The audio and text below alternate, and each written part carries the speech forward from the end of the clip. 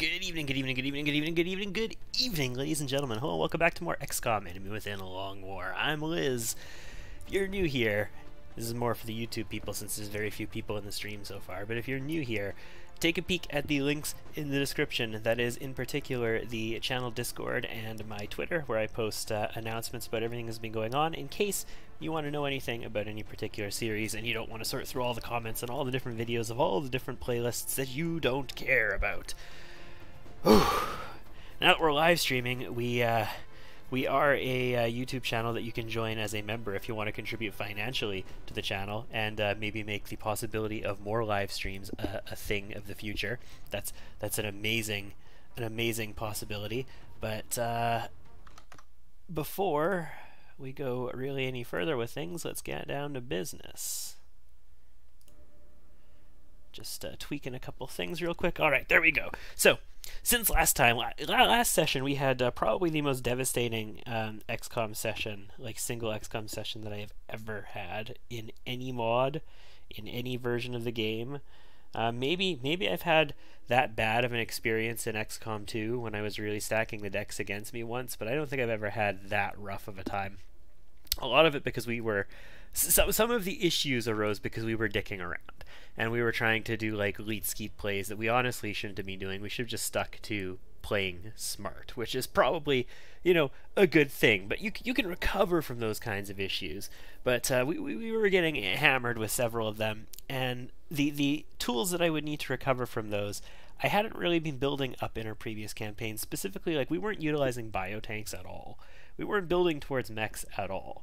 We were spending so many alloys working on Ramek's alloy shiv that we were sort of behind in a lot of things there. We didn't really have any tanking potential, and Long War Rebalance is all about your ability to tank damage.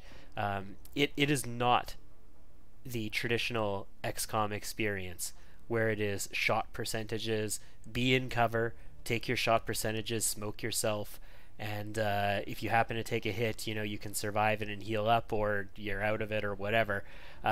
It is not the tactical game. It is very much Call of Duty. It is not the tactical game of chess that you would expect, like the precision game that you would expect from XCOM in general. It is very much like I'm going to use Call of Duty as a reference. It's very much a slugfest.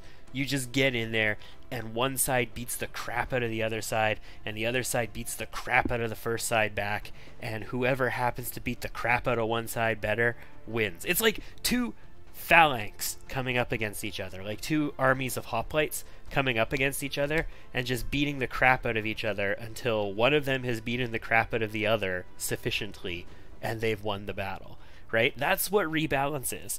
And it's so frustrating and infuriating at times, but we have to build our team in order to account for that.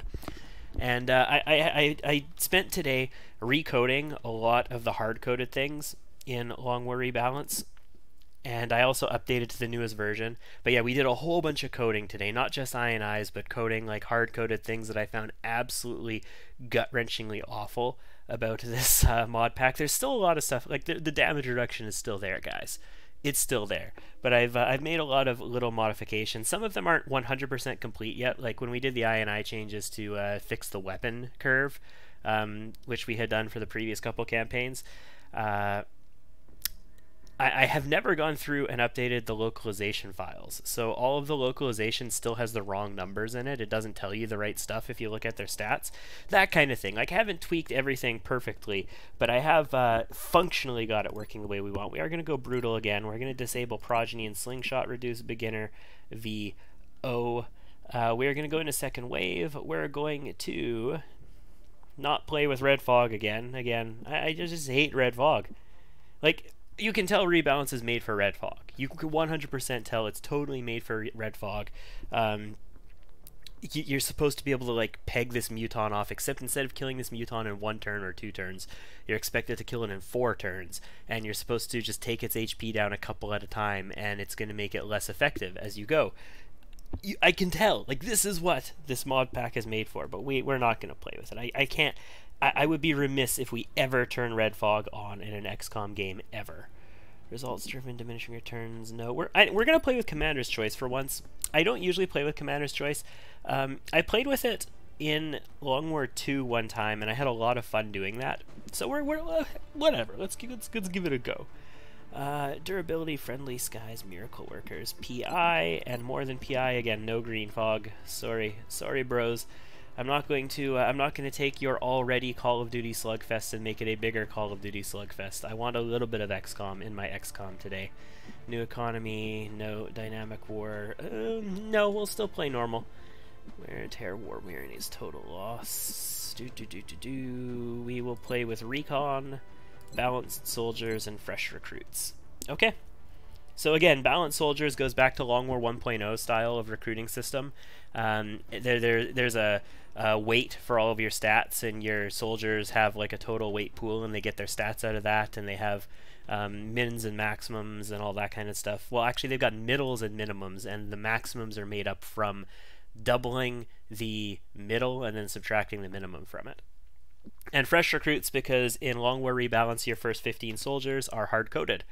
And we don't want hard-coded 15 soldiers. We want totally, like, built from scratch generated soldiers for us. All right, there we go. So just like last time, only difference is going to be that we are using Commander's Choice this time. And let's start as a game, shall we? So I'm not going to go over all the changes we made immediately, but we'll talk about some of them as we get there. I don't want to do Nigeria again. Nigeria was fun. I really love that +1 mobility average overall. Have a good night then, Alex. Thank you for coming by. We're not going to do it though. This is great, Nigeria, but we're not going to do it. One really tempting one is Brazil. For the TAC, Kestrel, Phalanx, and Aurora armors receiving an additional small item slot. If Carapace armor got it as well, and it might, I don't know, maybe it does, and I just didn't, like, it doesn't explicitly say it here, though. I would maybe consider this. The problem with this ability, though, is it goes away. Either it goes away because you get better armor, and they just don't get it anymore, or it goes away because you research tactical rigging, and then it goes away. So this ability you don't get to keep. It doesn't stay with you throughout the game. One ability that does stay with you throughout the game, although you can technically research it, though, is this one here. The United Kingdom gets their finest hour. Starts with Armored Fighter Foundry Project. Whew, that's pretty sweet. I mean, there are some better ones. There are definitely better ones that stay with you throughout the game. But like you eventually research Armored Fighters. But, I mean, just having Armored Fighters from the beginning of the game. Armored Fighters is one of the best upgrades in the game. It was very expensive. Maybe it's not anymore, but I don't know. I just really like it. Also, being in Europe, we've been in Africa so much lately. We could go to ERP now, guys. Or we could just go to Kanakistan, and we could get the laboratory and the workshop for free. And then we could get ourselves some extra tech. And if we do Kanakistan and we get extra tech, then we could... maybe get to like mechs really quickly or something. You know what? No, we're going to the UK. Their finest hour confirmed. Our target site is near the German border. All right, this is what the TV store. Is that what this map is? It's the two buildings side by side. Or no, this is the one that the covert extract, or not the covert extraction, the council mission extraction happens on, right? Yeah, I think that's this. Let's get in there. We got some grenade delivery vehicles, and we've got our cute little shiv. Cute little shiv. So immediately we don't have battle scan or motion trackers anymore, guys. No more motion trackers. So let's move up. There's glass this way. I mean, there's cover in both directions. We need to pick a direction and move towards it. It is also the first mission, and first mission in Rebalance has significantly more opposition. Okay, we do get them inside there. So I've moved 2 people already, and they're not in the right directions. One of those guys looks eminently flankable. Yes, very much so. What about from here? Oh, no, we don't see them from there. Really? No, we don't see them from there. Well, who'd have thunk it? All right, well, we're gonna go here. We're gonna shoot this guy in the flank with our shiv. I see no reason why the shiv doesn't take a shot here. Okay. Let's just be very careful that we move into the correct positions here. I almost misclicked there, and that would not have been pleasant. And we'll move up into high cover, so we're going to get into a very advanced position here in high cover. They actually don't need to fall, like, they don't... Ooh, this is probably not a good spot for you. Probably is not a good spot, because they don't actually have to come this way to attack anybody else. They could just stay there and fight you. But it's okay. We're going to have a shiv out in the open. Yeah. Just double checking. We can shoot from here. We can indeed shoot from here. So we're going to go there. And we're going to get a flank on this guy. Dank flank. Probably 60-something. Yeah, 65%. Yeah, 65, because the shiv has 65 aim. And we're not going to have any proximity bonus. So 65. Come on. Shiv. Oh, you missed. First shot of the campaign. Not such a good shot. Alright.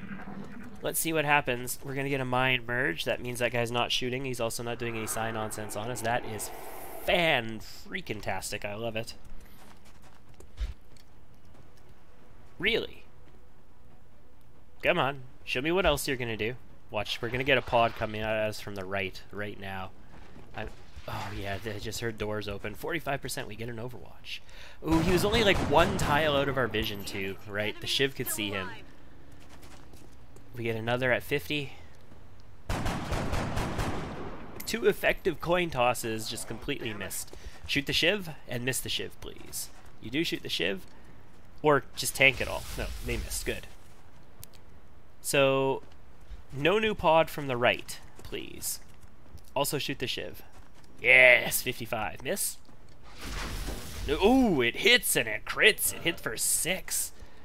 Wowzers, that's just bonkers is what that is. Okay, so let's take a peek here.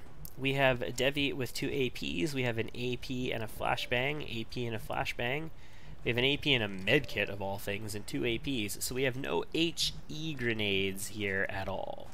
This guy's going to be a little bit tough to take down. We can move inside. We can maybe grenade the guy in the back. If we grenade the guy in the back... no, a Grenadier would be able to do this. I don't think a rookie can. I don't think a rookie is going to have enough range to do that. I suspect that that is the case. We can move up. We can take a proximity shot on somebody. You can move to here. You've got an AP that you can deliver to basically any of these guys. So we can kill 1 sectoid pretty much guaranteed this turn. We could probably get at least 2 of them, maybe 3. So let's advance. We're going to go for shot on guy in high cover directly in front of us at 57% most likely. Yeah, that's not that good. I was actually tempted to maybe dash the shiv ahead, but I mean, we have to hit eventually, and that's going to be our eventual hit right there. We got our 2 APs. We can actually get up to here now that the shiv is out of the way, because we had to walk straight up this path, and the shiv was in our way before. So we do have range on the sectoid in the back. No, we don't. We almost do. If this was an HE grenade, we would oh, we do technically from over here, but that would be lucky to do 1 damage. He's also, well, no, I don't think he gets the damage reduction for high cover there, because he's he can't use high cover against a AP grenade, because AP grenades can't hit in okay. So here's the thing. If we can do 5 damage to this clown, then we can kill both of these guys pretty easy. Or I could just double grenade the one that's closer to us, but I really want to just do 5 damage to this guy, and then we could kill the other one as well. Nice! And this guy is down to 3 HP. I have a number of ways we could possibly kill him then. Yeah, we have a couple ways to possibly kill him. We don't need to use this grenade, so I'm going to hold that grenade for a minute, and we're going to take a few shots. 39%. Oh, yes! That's why we wanted to do that. 39%, and we get the kill. Where do we need to set up? I think we need to be setting up over at least, not right along the edge of the map over here. And I'm going to have you move over here and reload. We're green to go. And everybody's going to get their guns reloaded, and we're going to set up to take the next pod. I heard them inside the building. I heard them knock down a door at some point, but there are 2 buildings, remember. Okay, this door is still closed. They could be in this building. I suspect they probably are. We do have access to a roof here, but the roof is a trap. This is XCOM, guys. The roof is a trap. The roof is always a trap. Shiv, advance. You need to reload, but if you don't spawn anything this turn, you can just reload this turn. Okay, we're going to move right up the street. Reason we're going to move right up the street is because I'm suicidal. Also because we're going to see inside this building, and then we can, you know, set up all kinds of other stuff. We can actually move inside this building as we go. We don't have to exclusively move up the street. So let's move here to high cover, and you're going to reload. You've got a carbine. Fantastic. Let's dash you ahead to full cover. We're going to send you to low cover here. We'll put you... I'm going to put you in the back for now. You can move forward to like this car maybe in the future. Overwatch. And then you're going to move ahead to the next set of cover. It's just a table knocked over. Okay. Visual cue. Yeah, we are getting something from that direction. Probably inside this building. Maybe further away. I don't know. I hear sectoid footsteps. This was Long War 2. They could hear me and come to me, but it's not Long War 2. Okay, so we don't activate by doing that. Let's take a quick peek in this building. Do we see anything amiss? This door looks like it's still intact. This door looks like it's still intact. I think they're actually on the other side of the building. Either that or the roof. The roof is a possibility. It is a possibility.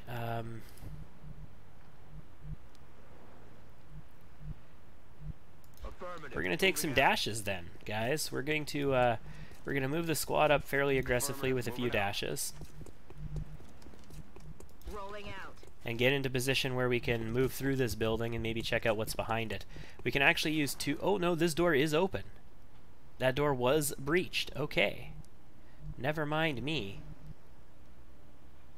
Well, let's get in here, and we're also going to move you in here. So we'll have two people in this neighborhood. High cover here is good. And then the Shiv, we're going to move in because we're going to want to be able to go through these two doors and see what's on the other side. They could be in this building with us, technically. They could be, like, right here. Or they could have run out and they could be running around the side of it right now. Still nothing. Meld is both in this direction. Ooh, man, this is... Let's make sure we don't accidentally click with that soldier selected. Got it. This mission is going to be a pain in the ass, I can tell already. Okay, there we go. 2 drones, 2 sectoids. Sectoids are outside. Drones both came inside. Okay. I don't mind that. That's suicidal drones. There's what? There's like 4 pods on this mission? On brutal difficulty, something like that. I don't remember. I think it's 3 pods, and then there's an extra one for every difficulty level on this mission. But I might be totally wrong about that. Moving to position. Yeah, so 54%. Let's take some pot shots on these drones. We don't have good overwatches here against the sectoids anyway. The sectoids are outside. They ran around the corner. They have to come like all the way around here if they want to come through that way, or they can come through this door. So there's a lot of leeway before we have to worry about those sectoids. Good to go. Although they could get into a position to flank us with like an extra turn to play. 42%, 44%. That's another miss. I mean, we've got our Shiv up there. Our Shiv can take care of business. I don't want to grenade these guys, but I do want to kill them with this. Yeah, assault rifle. You can, nope. Nope. Nope. Nope. We're taking our pot shots. I want to get through here, but at the same token, you know, no, we're gonna open this door. We don't activate. Cool. I would love to get through here. I'm not going to just yet, though. We're going to overwatch both of these people in this position. I wanted them to be able to see through that door in case we did see something. Alright, Shiv connects for 5. Fantastic. So we enabled heat ammo again, which is something that was disabled in Rebalance. Heat ammo for Shivs, that is. There is an item in Long War that you can build called heat ammo. And it you can use it as an item for Shivs, and it gives them heat ammo, just like the holo targeter for them and all that kind of stuff. Let's take a quick peek here, see what's in this file. Nothing. Okay, cool. They could be coming up behind us, so we do need to be concerned about that. So let's go to dual directional cover over here and work to protect ourselves. Yeah, they're right there. I know they are. I'm gonna send like two dudes around this way to maybe set up to fight them from that alley. Our grenades should be pretty effective. Still no extra pod coming from that direction. And you're gonna come over here. Actually, technically, the sectoids could come over here. That's a thing they could do. I wouldn't put it past them. I'm on it. I don't want to move out here just yet, though. Alright, there's still a drone and 2 active sectoids. Anyway, yes, we added... Oh, that's another pod. This is why I wanted this door. Yeah, there we go. 30%, though. Damn. That is only effective low cover against them there, so that makes sense. We're high cover in the other direction. Heat ammo, yes, it's back in. Reason we did that was because you can sort of... They removed it because, like, engineers have heat ammo immediately and all that kind of stuff, and we sort of toned down the prevalence of heat ammo, because heat ammo has always been a super OP thing in Long War, but they kind of made it ridiculously OP. Yeah, Shiv. Let's get right in their business, and you can just plug this guy right through the wall. It's fine. 78%. Take him down. They oh wow, no, miss, great. They made it ridiculously OP, like, beyond just being a prevalent thing that people generally tend to take, like, on gunners, as it used to be. They made it, like, absolutely crazy ridiculous. I'm not going to be able to do 5 damage to this guy without blowing up my Shiv. What's our shot? 49%. We could just take the 49% instead. I mean, we've got another shot over here at 16 because he's an effective high. Yeah, okay, no, we won't do that. We will move over here, though, and take a look in this alley. Yeah, that's what I was looking for. That's a drone and a sectoid over there. Darn, though. We just don't have the... That's affirmative. We don't have what we need for them. Let's get you in here to high cover. Better than the low cover we were in previously. There is another pod out to our right, so these guys are sort of needed for that. I could probably grenade him. I can grenade him. I can land it right on his stupid, ugly sectoid face. Let's try and get the kill. Kill, please? Nice! 5 damage grenade kill. See, this is why we wouldn't be able to do 5 to the other guy, because we can't land it right on top of him. We're probably better off... I don't even think flashbanging is better off here. We're probably better off since we're behind high cover, he's behind high cover. He's going to have like a 50% on us, but he's going to have 100 on our Shiv. He's probably going to shoot the Shiv. We'll take our coin toss on him with our gun and see what we can do. This other pod is going to have 3 or 4 enemies. I want to have the drop on them. I don't want to be ambushed by them. Okay, he falls back far enough that he's not going to be shooting anything. And the drone flies up. And then flies down. Curious, Mr. Drone. Curious. Alright, we lost some meld. We were expecting that to happen. We're gonna go right here. Oh, the sectoid isn't right there. I thought he'd be right here, but where'd he go? Did he climb up here, or is he over this direction? I can't tell. He's too far away. Oh well, I guess we blew up a drone. We could have saved the ammo on the Shiv and maybe reloaded that turn and maybe had another soldier move up and get the kill, but I'm okay with that. That's fair enough. Yeah, you can move here to this high cover, so I'm going to have you move to this high cover. We don't activate. Cool. And we're going to start setting people up over here. And we'll work towards sweeping this street. You do need to reload, so let's take care of that. Anyway, yeah, heat ammo became so overpowered, and they got rid of it on the Shiv because they gave you it on the engineer at the very beginning of the game and all that stuff, and we took that away. We took away a lot of the prominence of heat ammo. We basically, instead of nerfing heat ammo, we basically set other things up against it that might be more tempting to a person to take than heat ammo, and to me they are often potentially more tempting to take. They're really good abilities, and you have to really consider sacrificing the heat ammo for them. So I figure we can afford to give it back to a Shiv. So this is that sectoid that was over here. He did climb up the ladder and he ran this way. He's got us flanked at the moment, which is not ideal. We do have shots on him though.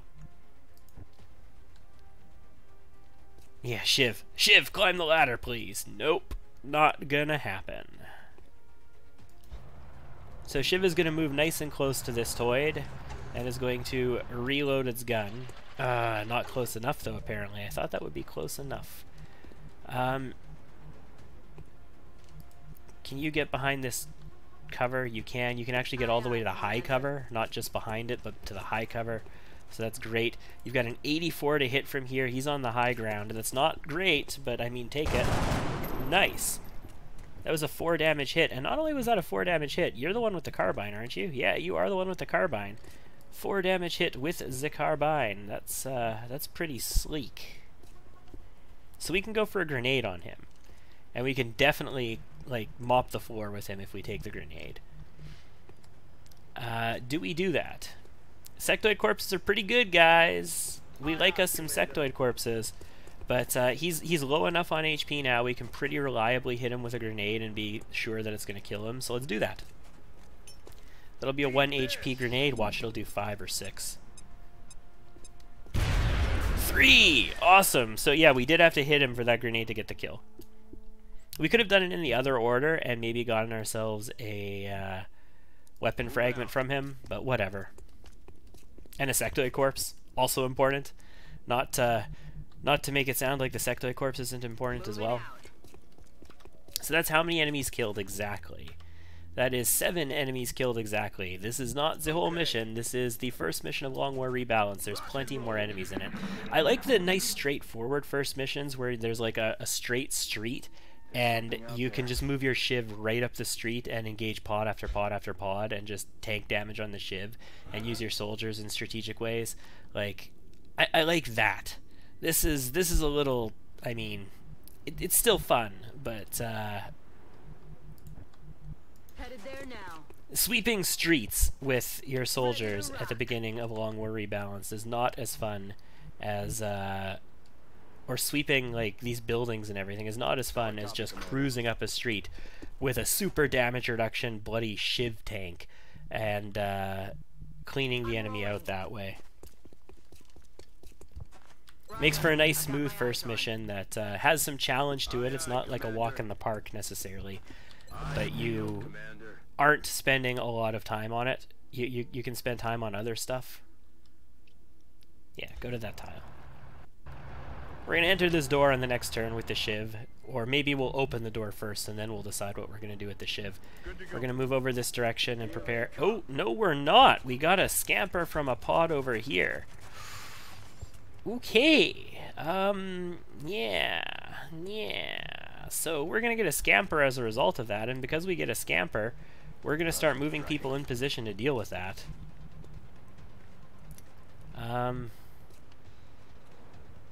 Yeah. I still believe there's something inside there as well, but we're going to get the shiv up here. You're going to rotate behind high cover. You're actually going to fall back to high cover, so you're outside of their vision. I want them to move in because I want them to see the shiv for sure. I don't want them to only see you and then shoot at you. I want the shiv in their sights. Here they come, so they got to merge off. It's from way over here, and ooh, you are going to shoot us, and you're going to hit us. No, what's happening? No, this isn't right. So you panicked, and you chain panicked, and you chain panicked, and you chain panicked. Holy crap! So the panic and chain panic nonsense is one of the things that I made adjustments to. Apparently not sufficient adjustments. You know, the world, in my opinion, like even the rookies are basically the best soldiers that the particular country in question has to offer. And in my opinion, XCOM soldiers, well, they can panic when there's like psi attacks and all that kind of crap, and there's like mutons and stuff doing crap to them. They should not be freaking out over every little teeny tiny thing that happens to them. Especially when somebody takes a scratch in high cover, it doesn't even like break their armor, and everybody freaks the F out. That's ridiculous, is what that is. That's just bonkers. And Rebalance, like making panic this ridiculous thing, was kind of lame. So we did tweak that a little bit. But we didn't like make it so that panic is removed from the game or anything like that. We kept panic as a very real, very serious element. Just Like, there's no cover to go to either because they're all panicked in cover. I mean, we could dash up to here, I guess. It gets us further forward. Double time. We'll do it. It puts us further forward, so next turn, whoever's not panicked... Okay, looks like this person didn't recover, but everybody else did. Actually, no. You didn't either?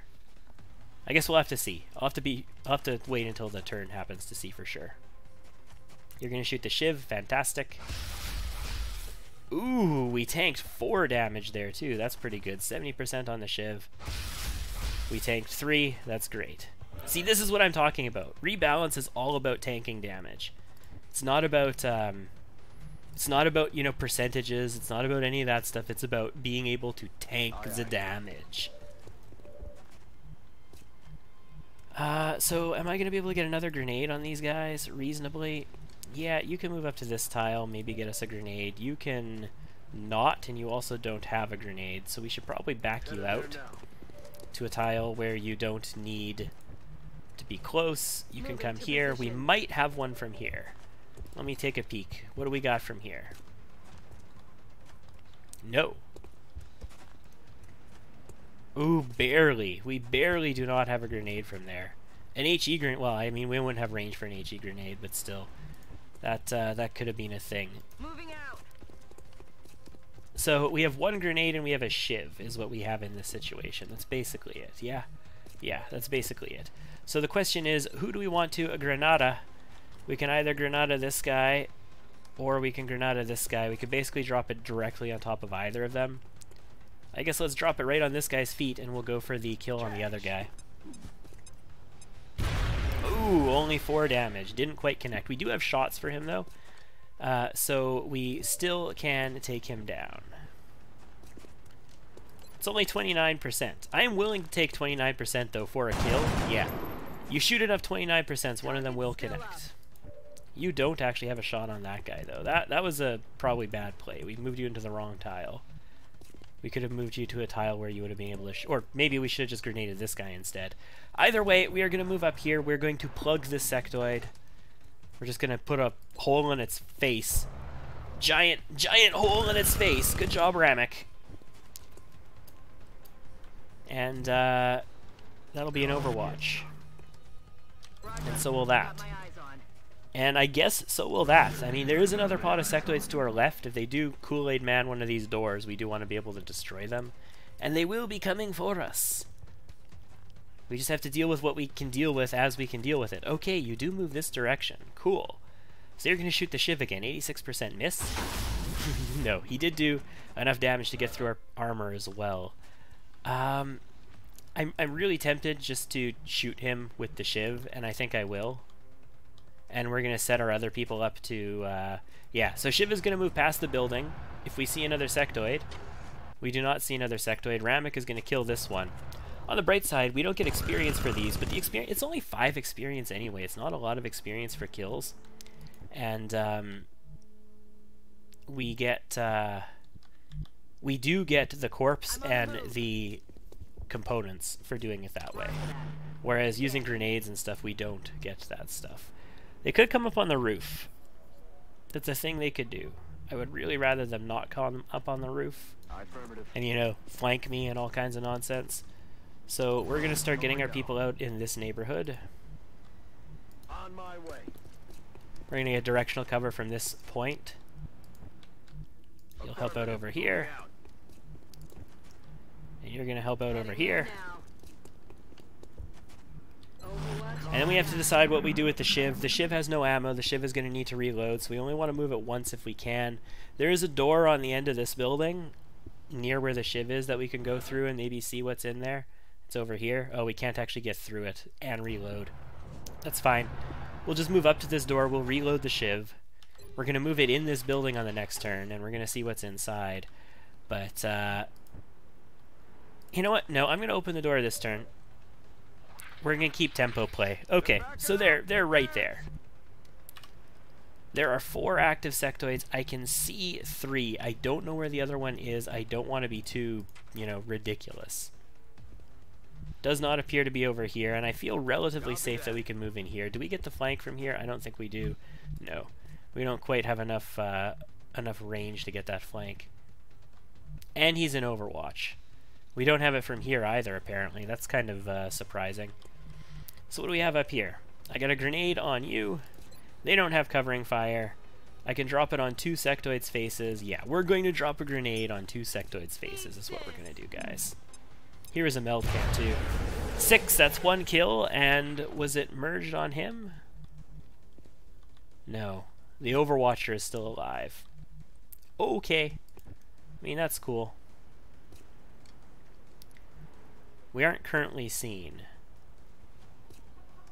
So I think we're going to move here. We're going to open this door. We should have a decent... Okay, we see the other one. Yeah, we see the other one. We have a decent proximity shot on this guy to finish him off. Let's go for it. 74%. Nice.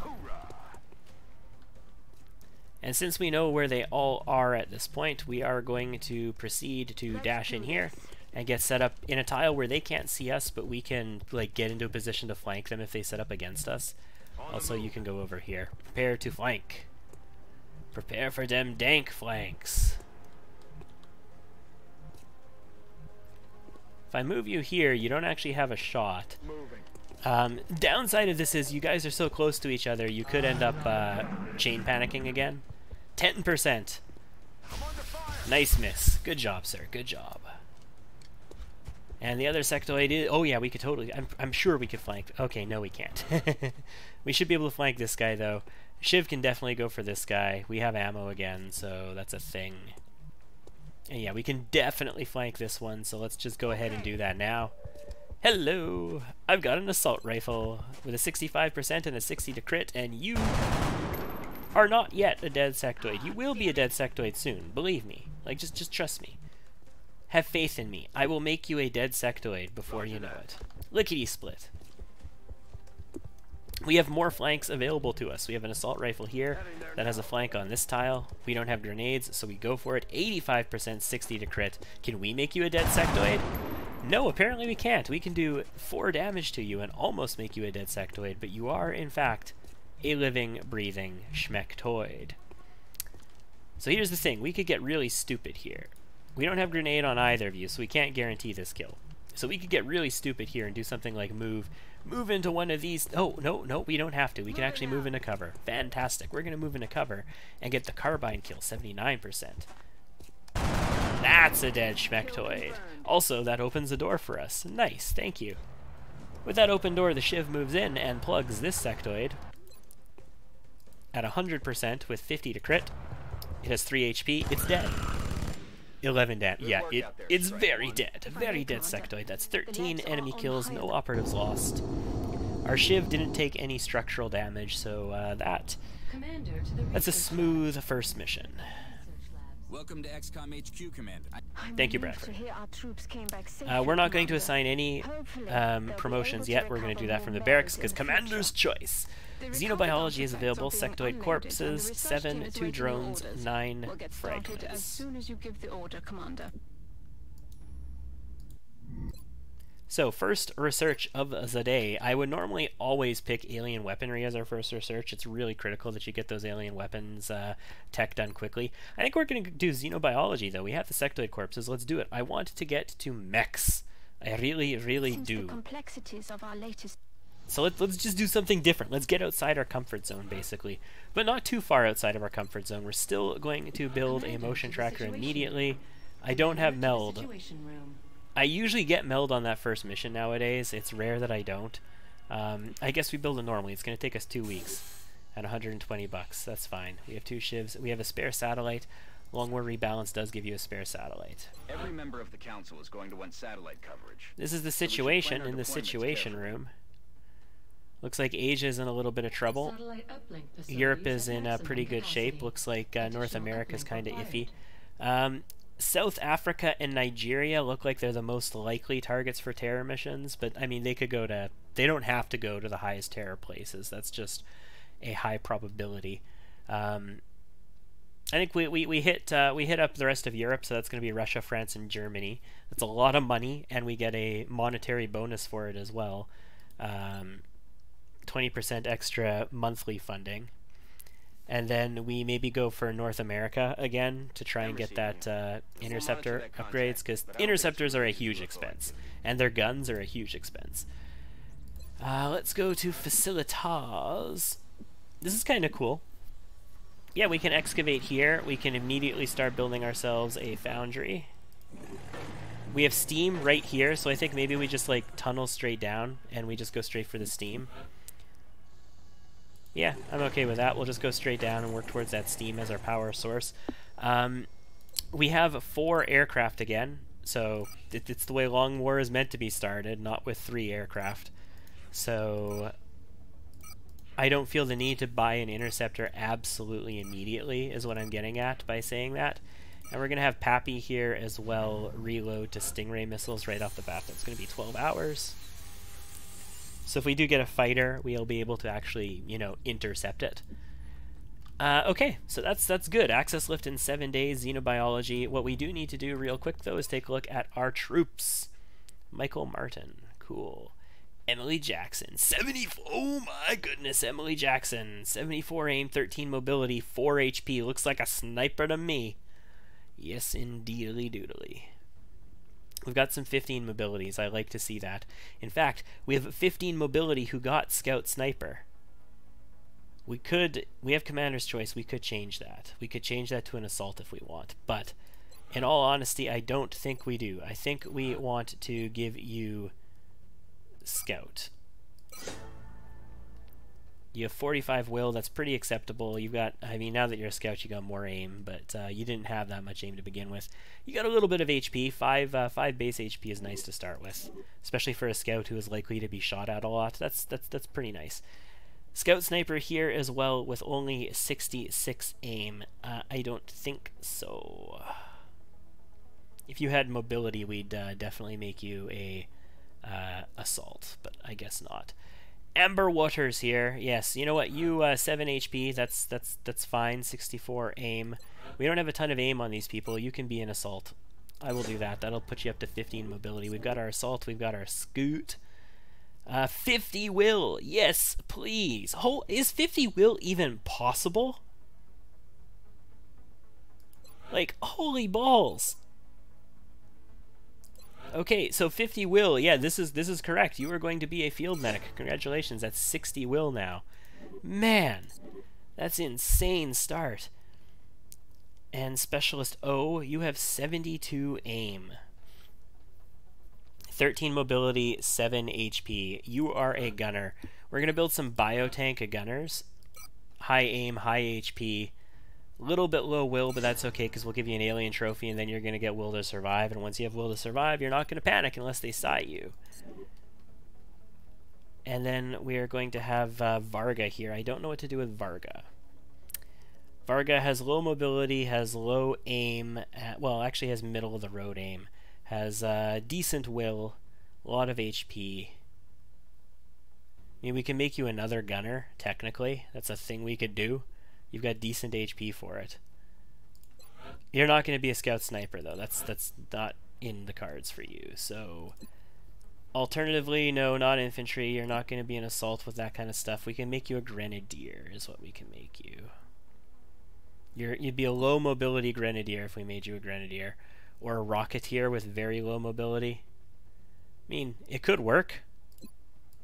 Yeah, it could work. Alright, Rocketeer it is. It's sort of a low aim Rocketeer, but I can make that work.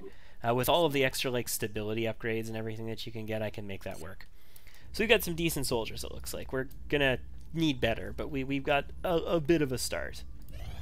And we have research underway, so let's scan. Oh, I don't have the foundry yet, so I can't show you it. Yeah, let's just go to mission control and scan. We have a small unidentified UFO. I guess unidentified UFO is a bit of a redundancy, but I mean, we have a small UFO. It is of a class unidentified over the United Kingdom. It's flying low. That is a scout. We are going to shoot it down using avalanche missiles because we want a crash site. We also want a promotion. Let's get this done. Intercept. Intercept, intercept, intercept. And our fighters are so durable now. We probably don't need to worry. Okay, there we go. Alien crew moving at crash site. Promoted, can command 3 aircraft. Lightly damaged, returning to base. Other one is undamaged. Fantastic. So we got ourselves a crash site, ladies and gents. It's a crash site where we don't have any gunners available. So it's an all-rookie crash site. I'm not going to bring a fatigued person. It's an all-rookie crash site. We are going to bring a Shiv. We'll bring Thunder 1, except Thunder 1 is not Thunder 1. Thunder 1 is, of course, Ramek 1.0. Confirmed. So this, this is the Roaming Artificial Memory or Consciousness 1.0. There's a reason for this. There's a reason for this name, Ramek. This is the entire project of this campaign.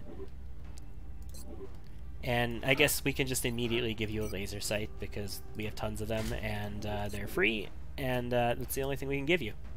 So yeah. So who's available? Nobody. So we're going to be taking some rookies.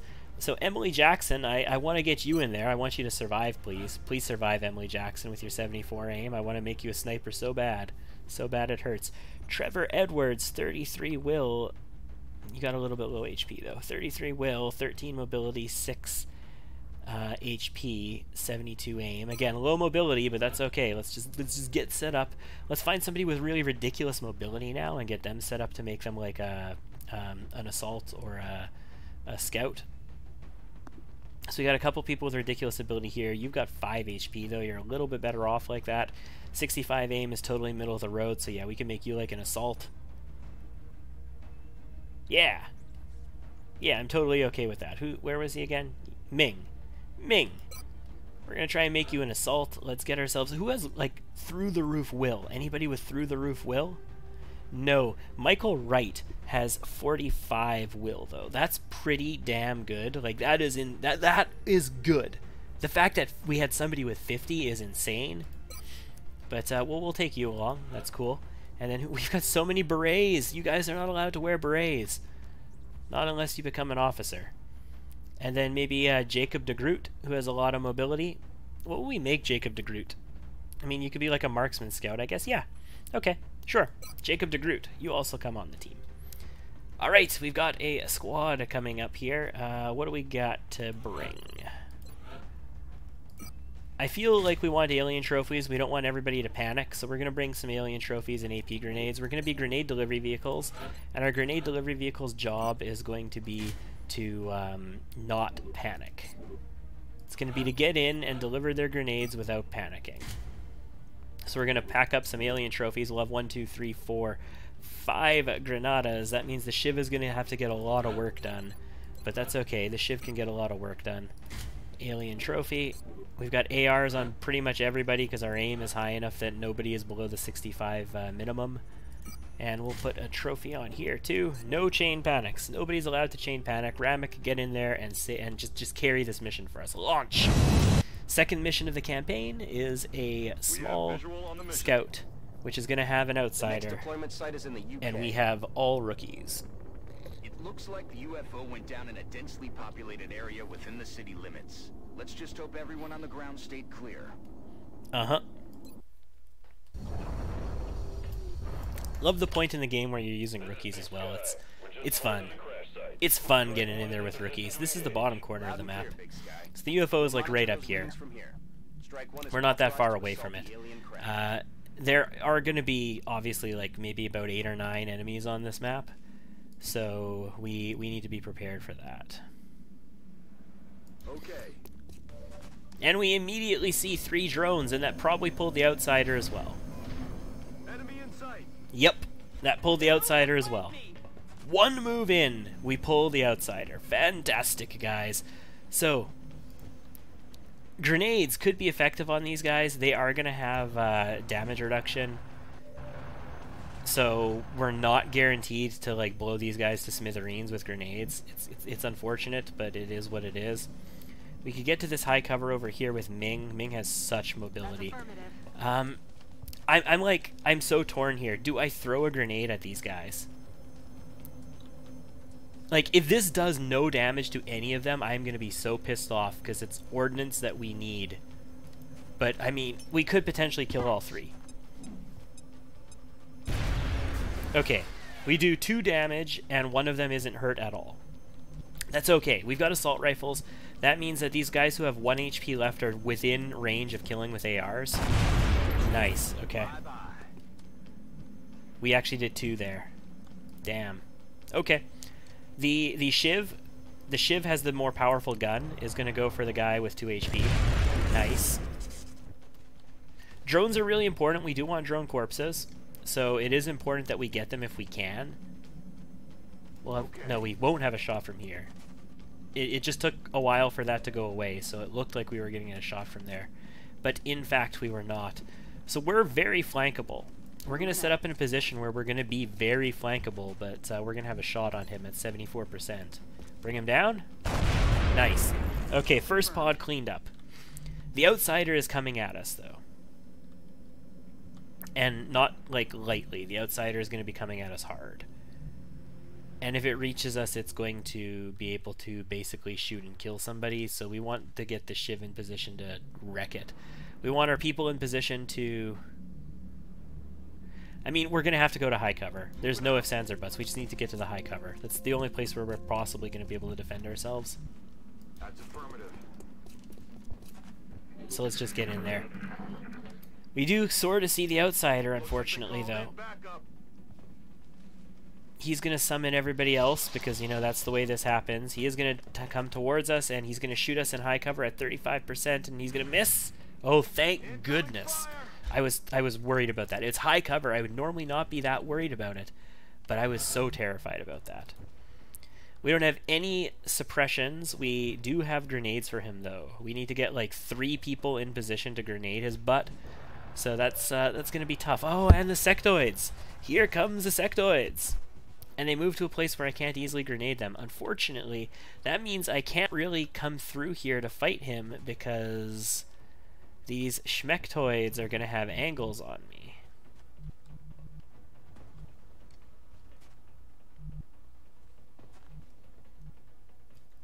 I can set up for a grenade here. I don't want to get killed by the outsider. He's really far away. And we've got a Shiv to protect us. But that Shiv is going to take damage from an outsider, guys. The Shiv is not invincible, and it will take damage from an outsider. So is the correct play to just sort of say, screw you, outsider, and start coming towards these sectoids and start tanking damage from them and cleaning them up quick? Or is the correct play going to be to get our people in position to deal with him with, like, grenades, for example? I have one that can basically hit right now. We might be able to do like 4 damage to him with a grenade, which means I need like 3 at least. I think I can maybe get 3 grenades on him this turn if I really wanted to. I have to worry about those sectoids just a smidgen in order to do that. But I think if I really, really wanted to, I could get 3 grenades on him this turn. You can get up to there. You cannot. And you can get up into the further tile? Yeah, you can. Okay. This is not smart. We're gonna move to high cover over here. We're gonna see the outsider. We are going to move you to a very advanced low cover position over here. We're gonna move you to this low cover position over here. The 3 of you are going to coordinate an AP grenade strike. Actually, the guy down here might have a rifle shot. We'll see, though. You're going to coordinate an AP grenade strike to attempt to take out this outsider. Just do your job, deliver your grenades, don't panic. 2 damage. Okay. That's... 2 damage isn't going to make this happen. You have a 31. That's not good enough. He's going to have like an 80% to hit you from where he is right now, and he can move and flank you. So that's not good enough. You drop a grenade right at his feet. I need like 4 damage. I need this to do at least 4. 5 would be better. Nice. Okay, he's definitely killable. That was a 6 damage grenade. He's got 4 HP left. We have 1 more grenade. It can kill him. Just come on. Cross your fingers, clench your butt cheeks, make it happen. Yeah, 2 damage is not enough. Okay, so what can we do to finish him off this turn? I can probably do it. I am going to be I don't know if I can hit him from here with a grenade. I don't think so. I can do it from here for sure. I can finish him off. I have to like move the shiv all the way up here though to prevent them from moving forward to try and get a flank on us then. Hopefully. I mean, worst case, Michael here ends up getting killed, which is not pleasant, especially since it's the second mission of the game. And we hardly took any losses last campaign until the mission where we did. But that was 3 months in before we had any issues there at all. Ah, now we connect with 4. That's okay. Alright, so Shiv, your job here, 15 and 35. 35 is mighty attractive, but your job is going to be to just, like, get right in their face and prevent them from moving forward at all so that they can't see our soldier to take shots at him. And we're going to get to high cover here. I was thinking about coming up over here and maybe lobbing a grenade at them or something, except we don't have a grenade because we've already used it. So I guess you could either hunker, or the Shiv is probably going to get shot, so you take a 35. And you connect for 4. Nice. Hello, Dylan. Nice to see ya. Nice. 51% miss. We won the coin toss there. We want them to shoot the Shiv. The Shiv has the damage reduction of the gods. Yeah, you do that. We might be able to get a flank on this, but oh! He gets a flank on us. On the bright side, he misses us terribly, so that's good. Oh my goodness! 3 really... I mean, they're like 50% and 60%, so they're not really high, but they're certainly more than nothing % chances in a row, and they miss. So we can get a flank. Unfortunately, it's going to be in a position where we don't have effective cover. Oh, we do. This tile here, we get effective cover and we get the flank. There is no Overwatch. We go for that. We have an AR. We get the dank flank, 92%, 60 to crit. Bring him down. Good job. Not a problem anymore. No, he isn't. We knew that Michael here was flanked, that right was flanked. The reason we moved the Shiv up so far, we dashed that turn, was to prevent these guys from coming forward to see him to take shots at him. One of them did decide that he'd move through over here, though. And because he moved through over here and tried to get a shot at us, we ended up setting up a opportunity to flank him and kill him as a result. Yeah, so here's the thing. These aren't going to be flanks, but they will be super proximity shots. So I think we're going to probably go for that. We've spent our grenades. Our grenade delivery vehicles have done their jobs admirably. Move into position. And now it's their time to move into cover and prepare to deal with these other sectoids, because we are going to need to deal with these other sectoids mighty quick. Got it. Moving. I know these are dashes, but we were busy dealing with the outsider. We weren't in a position to pick and choose our confrontation there. Rolling out. I don't like this low cover with Emily, but we're going to do it. And yeah, the Shiv will likely get a kill here. It's going to be very, very high proximity shots. 73%, 84% on the guy with 1 HP. We're going to go for the 73 because we got an 8 damage gun. And we miss it! I guess we should have gone for the guy who we could have taken the gun out of play. Oh boy. Well, that sucks. Yeah, that sucks a lot. He could run, we could get the Overwatch shot. This guy could run this direction, we could get the Overwatch shot. These guys could come in, we could get the Overwatch shot. Or we could take a 16%. I mean, he's in high cover, we're not going to do... Yeah, see, we shoot him in high cover. High cover gives you an extra damage reduction. Extra damage reduction means that even with like an assault rifle that can do 5 maybe damage, it's not likely going to do more than 3. And we actually rolled 3, we got 2 damage out of it. Ooh, he makes it through our DR though. 4 damage roll. He makes it through our DR as well. On the bright side, they both just stayed still. That's ridiculous, the fact that they just stayed still. We can get closer, we can get some dank proximity shots on these guys. They aren't flanks, unfortunately. But yeah, we could start getting some proximity bonuses. They're not in Overwatch, we can get multiple people up here. We could take a shot at the low cover guy at 60% with 1 HP. Yeah, there we go, that's what I want to see. Now, we don't have to use the Shiv for this kill. It's only worth 5 experience. We're not losing that much experience if the Shiv gets the kill. But we don't have to. Ah, yeah, we do. 16. Yeah, Yeah, we do. Reasonably speaking, this is the Shiv's kill. Shiv is just going to move up to here. We're going to just, you know, relieve ourselves of these sectoids. We don't even want to see them right now. They can't see our soldiers. Our Shiv doesn't need to tank their damage. Our Shiv is just going to deal 14 critical to that guy's face. Holy crap. I don't want you in a tile where they can see you. I want them to, if they move forward, I want them shooting the Shiv. So everybody advance, but don't advance in a ridiculously chaotic way. Ooh, that's actually not good. You're in the high ground, are you? We have a 44% on you. You're in the high ground means you're going to have a higher chance to hit us. Okay. Well, we're moving you forward then. We're not going to stay there. He's right up there. That's good to know. Hi, aliens. Where you at? Apparently we can still see you. He's going to jump down, run around, probably shoot the Shiv. Yeah, 100%. It makes it through our DR. Wow. I mean, their pistols can do it. It's just... Also makes it through our DR. Our ablative is gone. I don't want to take damage on our Shiv, like actual damage, but I'm willing to if necessary. There are 3 active sectoids. If they all crit, we would get 6 damage. We have 6 HP. So if they all crit, they could technically kill our Shiv. I'm going to gamble that they are not all going to crit us. I can't move up to here. This guy would have like 100% on us due to proximity. So while I would love to do that, I just can't. We're going to have to move into this high cover. We have a 61, a 22. Yeah, 61 is solid. We take this. That's a nice hit.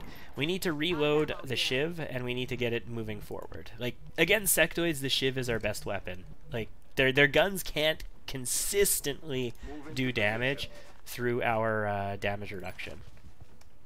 Although they've been doing pretty well so far in this mission. Nice. Kill confirmed. That's going to be 2 sectoids remaining, but that's... Actually, no, this isn't the first mission. This is a light, a UFO. This is a small UFO, so yes, this is going to be all that's left. Wow, that's 8 enemies? No, 10. Okay, so this is actually a large... This is a heavy light mission. Because you're going to get between 5 and 10 enemies. Usually 8 or 9 on a mission like this. 20% it just doesn't cut it for me. We could, however, start getting a flank over this direction. So let's head this way. Let's move in to maybe get a setup on him in the future turn. Yeah, you know what? There's just the 2 of them remaining. We're going to advance, get right up in their business. We'll cause him to move, which I have a person waiting for him. And then we can go for that. 16. Yeah, that's not ideal. On the bright side, he's going to shoot our Shiv. Like, he's guaranteed to shoot our Shiv, so we can take a 16% pot shot.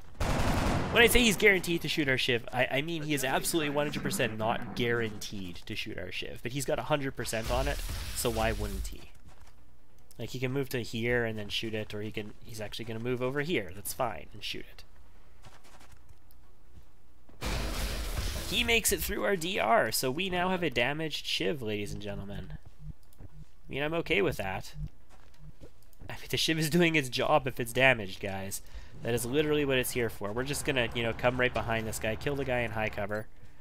100%, 60 to crit. Goodbye. Yep. Not a 14 damage critical this time, but it's still good. We have a 35 there, but we don't actually have a 35 because we need to reload. You have a 44. You're probably going to stay there and take that because you're in high cover already. You can advance to here, which is high cover, and take your shot. From here, you don't get a shot, so yeah, we'll go here. Open up your rookie 40%. Nice! 2 damage. We actually rolled a 3 there. Rolling a 3 there is pretty sweet. 44 over here. Emily, right? Emily Jackson, you're our Kanakistani. Take him down? Nope. Unfortunate. I mean, it was a 44%. What were we expecting? You've already got a shot. You can reload. You're in high cover. You're fine.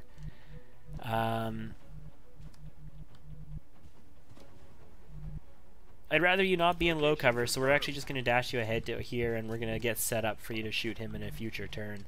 This is too dangerous up here. He could move and very easily flank us. I mean, he's going to shoot the shiv, right? Ooh, this is relative high cover to him, but it's so close to him, he's probably going to shoot you. I feel like I'd rather have you in low cover then. I mean, you've got a ton of HP. You have 5 Ablin. Oh my goodness, you have a ton of HP. And you miss. It's fine. I got lots of guns ready to pot shot him. I've got a shiv ready to take him down. Okay, maybe I don't have so many guns ready to pot shot him anymore. He connects again. Holy crap, these sectoids are connecting on all of their shots here. Alright. Proximity shot with the assault rifle. I never actually checked my ammo before I came here, which could have been bad for us. But 100%, that's a kill. Goodbye. 10 aliens killed, no operatives lost. Our shiv did take a little bit of damage. Couple points of actual HP damage. So it's going to be in for repairs for a little bit. Promotions all around. Ramek 1.0 is out for 8 days. That's not bad. We can bring our other shiv for the missions. Tactical support, weapons. That's fine. We have commander's choice. So we have alien materials and alien computers. How many oh, we got a computer. Good. We need one more flight computer now so we can actually research that. 6 sectoids, 3 drones. That's nice. 5 Illyrium, 17 alloys. Again, shooting them with the shiv means we didn't blow them up with grenades, which means we are going to get their corpses and their weapon fragments, which is good. It's really good. I'm used to Long War 1.0 just blowing everybody up with grenades for the first like 7 or 8 missions, and rockets, and not getting any corpses or material at all. 5 Illyrium, 17 alloys is a good alloy haul. I guess it was a UFO, so that makes sense. 9 fragments, 5 meld means we can rush some stuff. Oh, this is why we got 5. No, I don't know. A power source, I feel like we should be getting 30 Illyrium if we get a power source intact. And a flight computer. Damaged. Awesome. That's great. We're not going to sell that just yet. Engineering. We don't need anything here yet. We already have a motion tracker on the way. It's 14 days away. We could actually rush it now. We could cancel this motion tracker and rush it.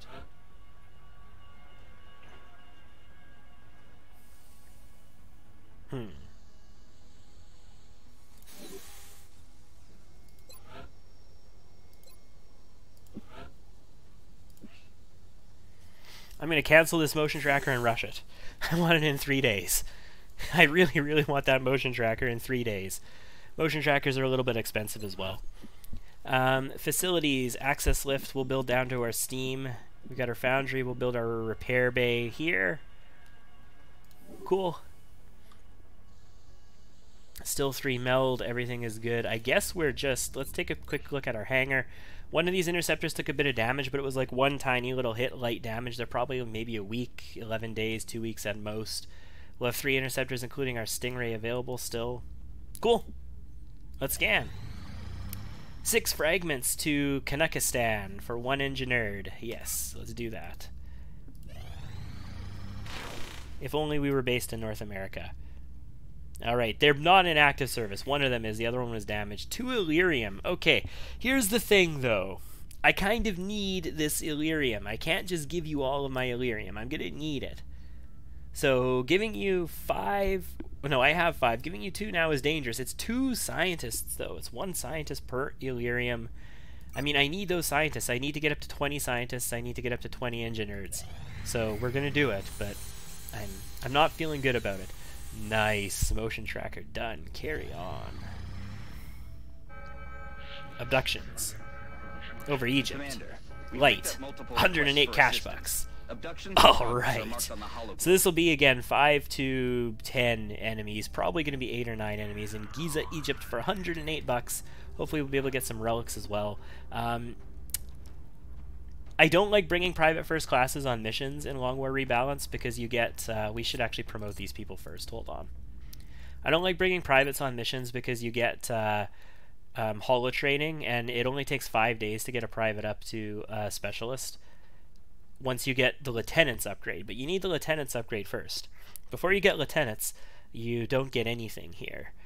So, who do we got? We have Emily Jackson. Oh, Emily. You are our first sniper, Emily. And you've got 82 aim off the bat. Holy crap. Alright, Michael Wright, you've got 13 mobility, not so good. Also, we don't want to make you an infantry. Jacob here with 15 mobility. You'd make a great infantry, but 15 mobility is too good, right? Do I have 2 assaults already? I have 1 assault. I have 1 assault. Okay. So, Ming. 65 aim, 15 mobility. You are going to become an assault. And that's what you spec to do anyway, so we don't have to do anything different there. And then Michael Wright, no, Jacob de Groot, who has this 15 mobility, is going to become a scout. Yeah, you're going to become a scout. Get yourself some reconnaissance. And then we have Michael Wright with 45 will is a pretty solid will amount. So I think you're going to become a medic. It's going to get you up to 55. Potentially start training some officers there. And Trevor Edwards with 72 aim. Oh, 72 aim, 13 mobility, 6 HP. I kind of want to make you a sniper, but I also kind of want to make you an infantry. But an infantry with 13 mobility is not that good. I'm going to make you an infantry. I don't actually have one yet. That's going to give you 80 aim. Yep. Congrats, you're an infantry. You're going to be carrying some heavy guns, but you're and some ammo for them. But you're gonna have to do it. You're gonna have to just live with it. Okay, cool. Let's queue this mission up now that we have our promotions made. So in the lead slot, we have a motion tracker available. So we're gonna send a Scoot. Scoot, get in there. Do we want to send anybody else with any sort of experience on this mission? Actually, maybe we don't even want to send a scout. Our other scout is fatigued. Fatigued. Like 0 hours? What? I'm going to trust that they're going to be back right away. So we're going to send this scout. And then we are going to send our... No, we don't want to send our gunner. We could need our gunner for other things. We need to get ourselves a new gunner, guys. We're going to need like 2 or 3 more gunners, like lickety-split. So to that end, the gunners that I want to build are high HP, high aim. So people like Michael Martin here, who's got decent HP, decent aim, some mobility, some will, perfect just soldier to become a gunner. Also, who else? Kashtadi here. Yeah, you know, you're okay. Oh, my goodness. Yeah, okay. 8 HP. Also, Ethan Anderson here. Also 8 HP. All in the 30s of will as well. Okay, yeah, we're gonna bring you guys along. Let's cultivate ourselves some gunners potentially. And then who's got anybody else with like 70 aim? No, nobody else with like 70 aim. We do want to bring our other Shiv along.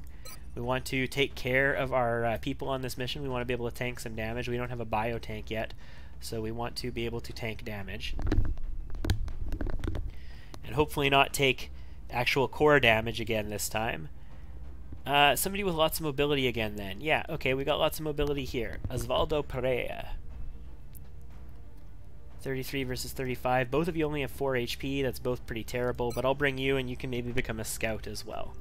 Okay, cool. Let's take a peek. I think it's a light abduction, so it's going to be less of a threat than having an outsider on the missions. We'll bring ourselves some AP grenades and some alien trophies. Just absolutely reduce that chance of a chain panic from happening. We have a motion tracker now. I think we'll give you a shotgun and a motion tracker, and I mean, we could give you an alien trophy or a laser sight. Honestly, I don't think you're going to need the laser sight if you're fighting against sectoids, so let's give you the alien trophy. That's 17 mobility. Like, your job is going to be to get next to them and just plug sectoids. We don't have a marksman scope yet, otherwise I would consider giving you a strike rifle. You will get your AP grenade and your alien trophy. Over here, we're going to get you an AP grenade and, you guessed it, an alien trophy. And then Thunder 2, who is not Ramek, is going to need the laser sight. Okay. Cool. So we've got 4 grenade delivery vehicles, a scout with a motion tracker, and a Shiv to tank for us.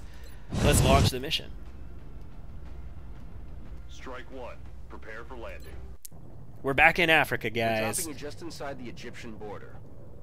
At least it's not deep in the Nigerian interior. I am so happy that I don't have to put up with that constantly in this campaign. We're probably going to have some missions deep in the Nigerian interior, but I don't have to put up with that from Bradford constantly. Oh, this is the perfect map for the first mission of the game. Reading you 5x5. Strike 1 has the green light for deployment. Too bad this isn't the first mission of the game, but a map like this where you can, it's just a straight road and you can just cruise down it with the tank tanking for you. Oh yeah. We're going to take a dash. And we're going to activate a sectoid pod. Wow, that's a grenade waiting to happen. Unfortunately, we're a little far away. Yes, I understand I have a motion tracker and I could have used my motion tracker the way I said that I wanted to use my motion tracker, but I'm an idiot. That's what you have to understand. Except, you know, I'm not really an idiot, but you get what I mean. So this is going to be a flank. We don't have a command to make it happen, but we could move like here. We're going to spread out though. We're going to go for our flanks. The Shiv got a scamper too, which is amazeballs. The Shiv is going to be right up in their face. Like, the reason we wanted to do that was because the Shiv, if we activated by dashing, we would get a scamper, and then I could move the Shiv even closer to them. I could get a full 2.5 movement cycles on those guys on this turn. We're going to head here. Okay. That's what I thought. I figured we would see another pod on our motion tracker, and they are actually up on this side of the map. So as long as we don't go too aggressive on this side of the map, we should be okay. If we move the Shiv like over here, for example, I mean, this could technically spot them, potentially. Do we really care? I don't really care. We've got a Shiv. Yeah, there we go.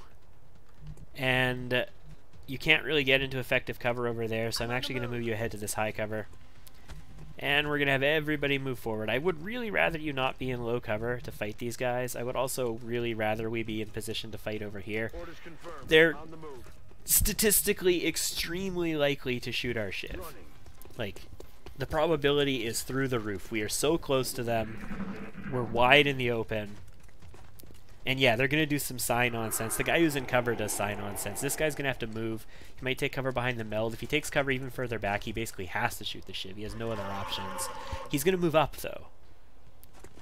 Okay, he is going to shoot Mind Fray at us. Okay, Mind Fray, I reduced it to 1 damage if it hits. The 2 damage... So the 2 damage Mind Fray was a rebalance thing. The Long War default is Mind Fray does 1 damage. And I set it back to that. Shoot the... This is 100% on the Shiv. No, Psi Panic. Miss? Okay, no chain... Oh, we've got alien trophies! No chain panics. we had 1 roll on this guy. If this guy had panicked, though, then we would have had a roll over here, because that would have been close enough. So, the 1 panic could have led it to many. So, yeah... We could kill you pretty easily. We could kill you probably. Although if I go here, I'm likely to hit the meld as I shoot him, so maybe go here. Still, the Shiv will take the damage, so we want to do that first. We want to do the grenade before we move the Shiv up if we do that.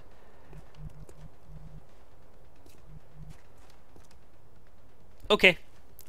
It did! Holy crap, I was not expecting that to do that much damage. I was going to say, it could do sufficient damage to kill. We're going to move the Shiv right here. We're going to have a decent proximity shot on this sectoid, even though he's in cover. It's not 35%, it's 78. And we do 8 damage, so if we connect, we kill. We connect, and we kill. And then we're going to take a shotgun ownage shot on this sectoid right here, from right next to it. And we should be able to do 5 damage, no problem. We do 6, like, standard, so... at this distance. And we got a 10 crit, fantastic. Now, we do not want to activate another pod this turn, so we are not going to move up here. We actually don't know where that pod went. It could have come towards us. If it came towards us, then we would have activated from here. If it stayed put, we probably would have to come up to here to activate. You're panicked again. I mean, okay. That's a thing that you can be. Shivs can collect meld, so we're going to move the Shiv here and collect the meld and activate a pod. It's 3 drones. That's not that bad. It's actually ridiculously simple. I probably don't want to stay here to shoot them though, because if they shoot and they miss, they're going to hit the meld, and if they shoot and miss and hit the meld, I lose the meld that I just went to so much effort to secure. So, probably not worth me doing that. So the question is, do I just move right into their business, or maybe I move like over here? No, I think we just move right into their business then. We just move like right here. What are they going to do to us? They're drones. We're a ship. We have so much damage reduction, they could shoot at us all day and they might scratch our paint. Famous last words, right? Yeah, famous last words. I don't want anybody to be close enough that they're going to be able to just murder them, though, as a result.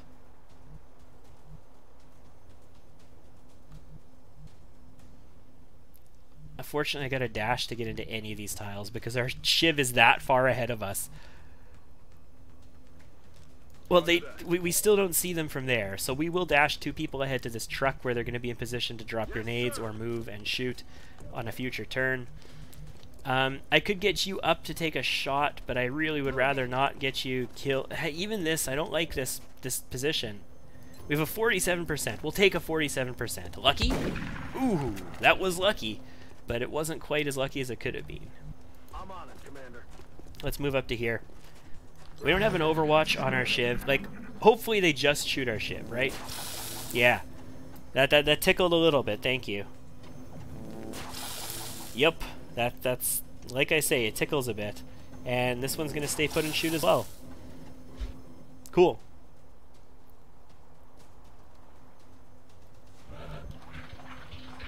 That's 6. There is another pod of sectoids on the map as well. We can hear them. I was wondering if there was more drones or if they were sectoids. They are, in fact, sectoids. Can we see him from here? No, we can't. So we're gonna move here. From this tile, we can see this other drone. We have a 69. We only have to connect for 1. Can we do it? We can! Good job. I could grenade these guys. But once again, see, Sapper, like, Grenadiers with Sapper, Sapper gives you +1 grenade damage, and it gives your grenades 2 armor penetration. Without armor penetration, this AP grenade might do nothing to these 2 guys. I'm only going to use 1 grenade on them. On the other hand, we could roll 5s on both, and we could kill both of them. So, that just happened. Got it. Moving. And let's start getting our people forward. We're going to keep being aggressive. It's only sectoids. We have no damage on our shiv yet. We see the other meld, we reload in position. Being aggressive with our shiv means we can be aggressive with our soldiers, because we know if there are or aren't enemies nearby. Moving out. And we know that there's none active and we're really far up ahead, so we can dash our soldiers. We can get in there and go after this meld. We've been relatively weak on the meld so far this campaign. I mean, we've only played 2 missions, 3 missions, 2 missions. This is the 3rd, I think. But still. He takes cover behind the meld. That's just dandy. Dandy. I don't want to have to shoot at you in the meld, because he'll probably end up having it destroyed. All right, let's do some sweet dashes up here. This is actually kind of bad. I mean, we have a flank on him. He's gonna do something. We could overwatch in position. I think our shiv is gonna move super duper aggressively and get even closer to him, though. That's probably what we're gonna do there. Closing on target position now. I could shoot. I have a 35% on that guy. I think our shiv's job in this case, though, is going to be to just get right up in their face. Flank this guy, apparently. He's got no cover up there. And yeah, okay. If you were a little bit closer, that'd be cool, but I mean, we could take another turn. You can just reload here in high cover. It's okay. And you're gonna need to dash. Alright. This guy, I mean, what's he gonna do? He's gonna move further back and stay flanked with an overwatch. Doesn't even shoot us. Great. You're gonna get into cover and shoot the shiv? Yeah, 72%. Misses! Great! And a 95. That one connects, but it doesn't pierce our damage reduction. We don't have a grenade here, so we're going to move up and prepare to shoot. You do have a grenade, but you're not in position to use it. You guys also are not in position to do much of anything here. We can get forward and take a shotgun shot. The problem with a shotgun shot from here is going to be, again, the meld can. So we're going to move here behind them, flank all of them. We're going to eat an Overwatch, but whatever. 31%. He misses, it's fine. I was expecting him to hit us, but that we would tank pretty much the whole damage. And the guy in the back, who nobody is anywhere near, with 76%, so we might actually miss, we are going to kill. Goodbye. Now you guys. Moving. So here's the thing. If I miss, I could end up blowing up this meld. I did not miss, and I did not blow up the meld. Fantastic. So we're going to have people move aggressively up here then. And you've got a 38%, which I think is perfectly adequate considering you have an assault rifle. Nope, that's a miss. Shot wide. And let's get everybody else up into position as well. You can't get far enough up to shoot either, so we'll move to here. We could still accidentally have this meld blow up. Like, he could shoot right down this column, and it could... Nope, he's going to shoot the shiv. Great. And doesn't penetrate our damage reduction. Okay, so the privates are all going to level up just from completing this mission. There's no reason for privates ever to get kills. They will level up from finishing the mission. You don't get any extra experience past the promotion from missions. So we're going to go for our scout. It's only 5 experience, but it helps. That's 9 enemies killed, 0 operatives lost, also like no damage taken at all. Our Shiv tanked that like a champ. Like seriously, Shiv, good job, sir. Work, Commander. And some promotions. Our soldiers have to be feeling good after a mission like that. Cool. 5 sectoid corpses, a drone wreck, 6 weapon fragments, 10 meld, which is really useful this early in the game. $108. Panic in Egypt has decreased. That's pretty sweet. That's enough to build another lift. That's pretty nice. It's pretty nice. Foundry is done. So, first thing that I have tweaked that we are not that I haven't quite finished yet, I haven't polished, I haven't done the spit shine on yet. We re-enabled wingtip Sparrowhawks. It's disabled in Long War Rebalance. I re-enabled it in the hard code though, like in the actual code of the game. What I haven't done is go into the INI and change the requirements for wingtip Sparrowhawks. So apparently we can research it right now at the beginning of the game. We're not going to. Wingtip Sparrowhawks is supposed to be limited until you get the aviation upgrades, like the armored interceptors and the targeting upgrade and tracking upgrade and all that stuff. It's supposed to be gated then. So once we get, what is it, advanced avionics or whatever that tech is, I will consider wingtip Sparrowhawks eligible to be taken. So I'm just going to sort of honor gate myself on that. We're not going to take it because I haven't quite finished the job and limited it in the INIs yet. We do have armored fighters though because we are the UK, and the UK starts with armored fighters. Okay. So nothing else is available in the foundry right now. We can't buy anything else of use to us unless we want a sawn-off shotgun. Do we want a sawn-off shotgun? You know what? I'm going to build me a sawn-off shotgun. We're only going to build one, but I do want one in the barracks this time. It might be useful on a covert ops mission. Might be. We'll see. Alright, active duty. I like seeing active duty. 5 alloys for $45. Ooh. If it was scientists or engineers, I would definitely take this. For $45 though, 5 alloys, that's going to put me down to 12. I need alloys. Alloys are kind of critical. But giving Japan this is going to build up their resistance to panic. So we are going to do it. Because, you know, the added bonus of the resistance to panic. Sawn-off is done. Fantastic. Access lift is done. Cool. So let's go to facilities, and we're going to build another access lift. What would it take to build quickly? 120 and 5 meld, and we can have that done in 2 days. Wow. Well, I don't need this steam vent immediately, so we're just going to work our way down slowly, but it's good to know. Good to know. For like 20 bucks extra and a couple meld, we can get it very, very quickly. Xenobiology is almost done. 5 more days. We're probably going to have a mission before that. Are all of our interceptors available? They are! Ho ho! Every interceptor ready. Just win already. Unfortunately, this is the beginning of the game, and in about 2 months or so, when we're facing mutons with damage reduction through the roof, and our guns barely able to scratch them, and, you know, yeah. It'll be a little bit different. Ramek 1.0 has returned to active duty. Xenobiology, 2 days. Okay, so the first enemy base is in Egypt. That first base UFO went to Egypt. Heavy UFO activity over Nigeria. We might have a Nigeria abduction right now. Nope. All the more reason to push for an early win. Yes, a win like 3 years You're early. telling me that we Fantastic. should... So we're outside of our comfort zone. Our comfort zone is we go for weapons first. We went for xenobiology first. Really.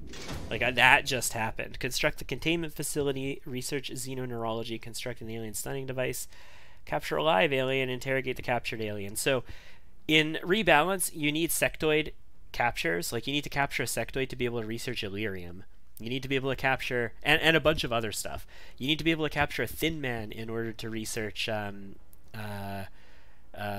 experimental warfare, which you need for all the fighter upgrades and the ammo upgrades and all of that stuff. You need to capture a thin man for Gauss weapons, I think, as well. You need to capture a muton berserker for, like, pulse weapons, I think, or something like that. Like, you need to capture crap.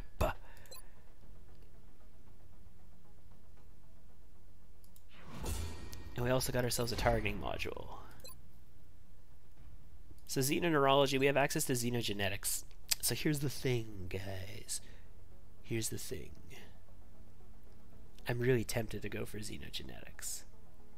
I don't remember exactly what we need for mechs. I think we need alien materials and xenogenetics, which means we need a little bit more Illyrium. We're probably going to need a UFO for that. And we need to get... And we're going to need alloys to build it.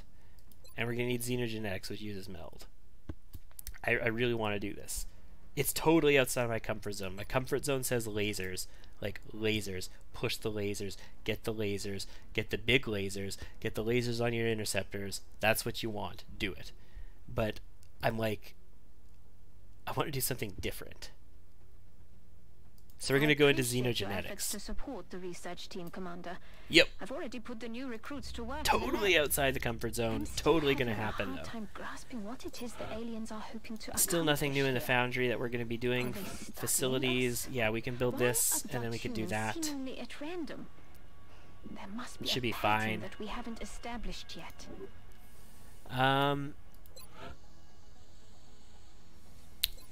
Targeting module. Do we want a targeting module right now is the question. I do want a targeting module. I don't know if I want to spend money on it right now. It's only money. I think I'm willing to wait for the targeting module until the council report, or until we get like a medium or heavy abduction or something like that, because I want to continue building base. We need to have money to build this as well. This is actually going to finish before the council report. Oh my goodness. We can have a gene lab started. 1 weapon fragment, 18 available for 1 engineered. Yes, we want that. We need 20 engineers for the satellite uplink, so we definitely need that. The thing that makes Long War so long is that Valen and Central won't stop talking. Yes, and it's fantastic. Sometimes. Sometimes it's terrible. We're detecting a new contact. Large Larger than anything NOE we've over the previously UK. encountered. I recommend we scramble our best equipped fighters if we're going to engage that ship. So I'm going to say that statistically this is probably an abduction in the UK. Large could be an abductor landing to do a resource gathering mission or a science mission. Although this early in the game they'd probably be sending a scout or at most a raider. They probably are not going to send a large, like an abductor, to do that. And I'm pretty sure a terror mission is going to be an assault carrier or a... maybe the terror ship is a separate ship. But I'm pretty sure a terror ship is a very large.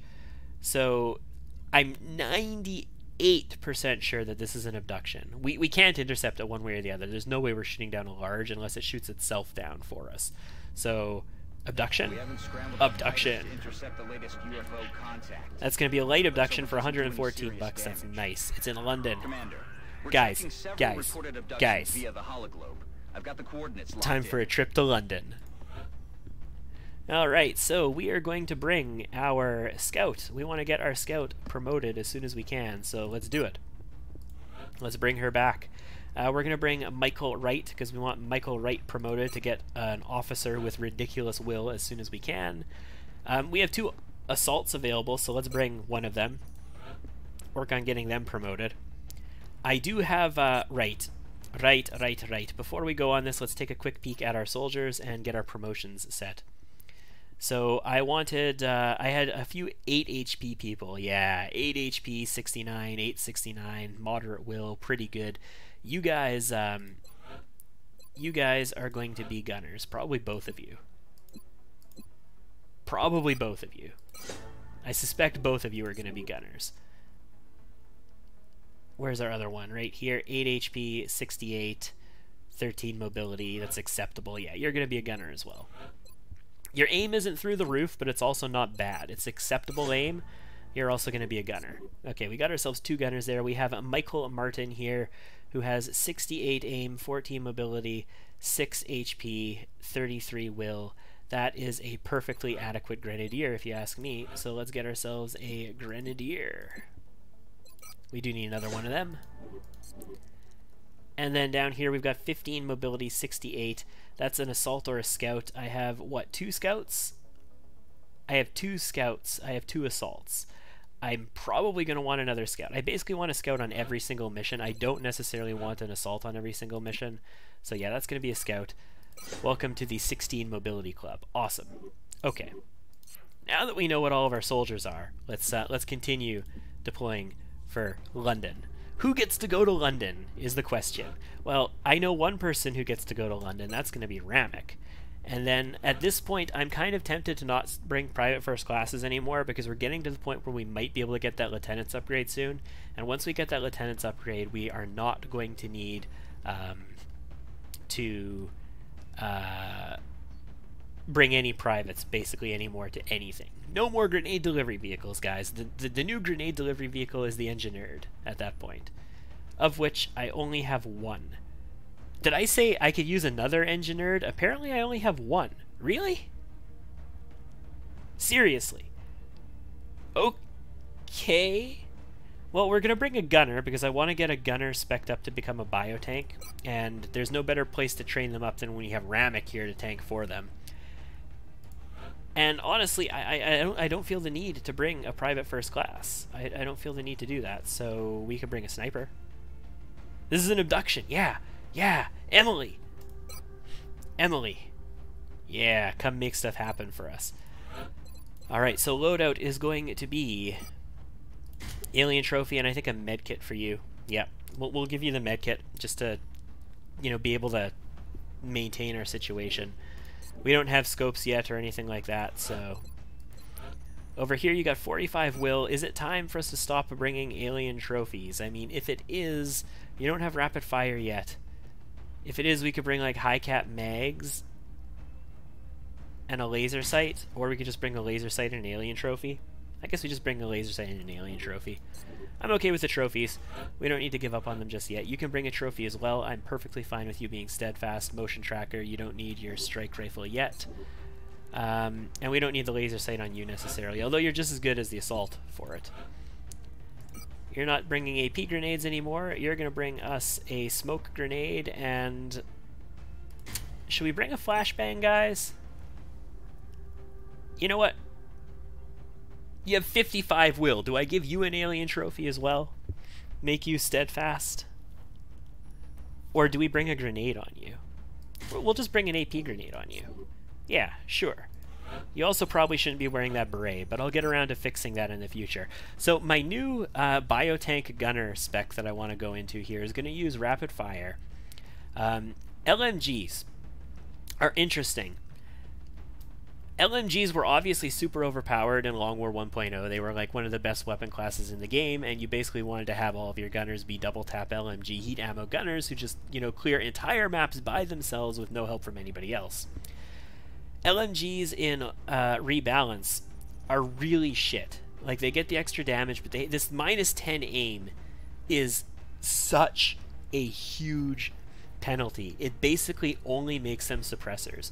So you can either build a biotank that is basically never going to do damage to anything, and is really just there to put area of effect suppression on people with danger zone suppression from an LMG, or you go with a squad automatic weapon, and I think we're going to go with that. We're also going to pick the alien trophy, and we want you to be a biotank, but we have Ramic here. So do we give you ceramic plating to like get you set up? Or do we give you... You know what? No, Ramic is here. I want Ramic tanking. I'm going to give you a med kit. Yeah, we're going to give you a med kit so that Ramic can tank. So we got lots of med kits available. There's not going to be thin men, so we don't need to worry about that. We got lots of gun power available. We got a sniper. We don't have like an infantry for volume of fire, but we've got lots of moving and shooting, and we got like anchor point fire, and we've got anchor point fire, and we've got a shiv to just get straight up in their business and destroy them. So let's go. This is a light abduction. I'm not that concerned about it. I mean, I probably should be, but I'm not. Next deployment site is in the UK. Worst case scenario, we move Ramic into the middle of everything, and he just tanks for days. Especially if there's drones, like, oh my goodness. What we lack is explodey goodness. I am a big fan of high explodey goodness on my maps, and we don't have that here. So we have 2 pods immediately. One of them is next to a meld can that's actually way over here, now that I look at it. So they sort of thread the needle between us. One of them is to this side, and one of them is a little bit closer to this side. I feel like we start moving towards this one over here. Yeah? I feel like it. Yeah, let's do it. We don't actually activate, but they are like out here, so we can definitely maybe have something happen there. Definitely maybe. That's right, guys. Definitely maybe. From here, we'd be able to shoot down this side pretty effectively. This side, maybe not so much. From over here, I mean, this is high cover, this van, so we can't shoot around it, so behind here is useless for our sniper. From here, they can shoot like over this, basically this entire arc, and then it cuts off right about here because we'd be blocked by that, and then it picks up again here, and then over on this side. So I think our sniper is going to move right onto the edge of this car. We're going to have the Shiv advance like aggressively next to our scout.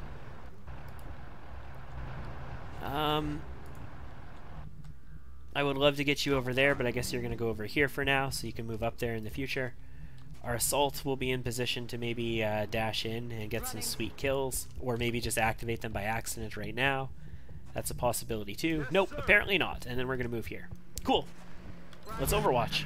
Hey, perfect. That could not have gone better. I mean, it could have. If everybody was on Overwatch, that could have gone much better. Okay. So the thing is, my medic has an AP grenade. 2 groups of sectoids. My medic has an AP grenade and enough mobility to get into high cover. And this all looks like it could be thrown over. And actually, this looks like it's a flank. You can definitely get over here, and you can see them, so yeah, that's definitely a flank. That's affirmative.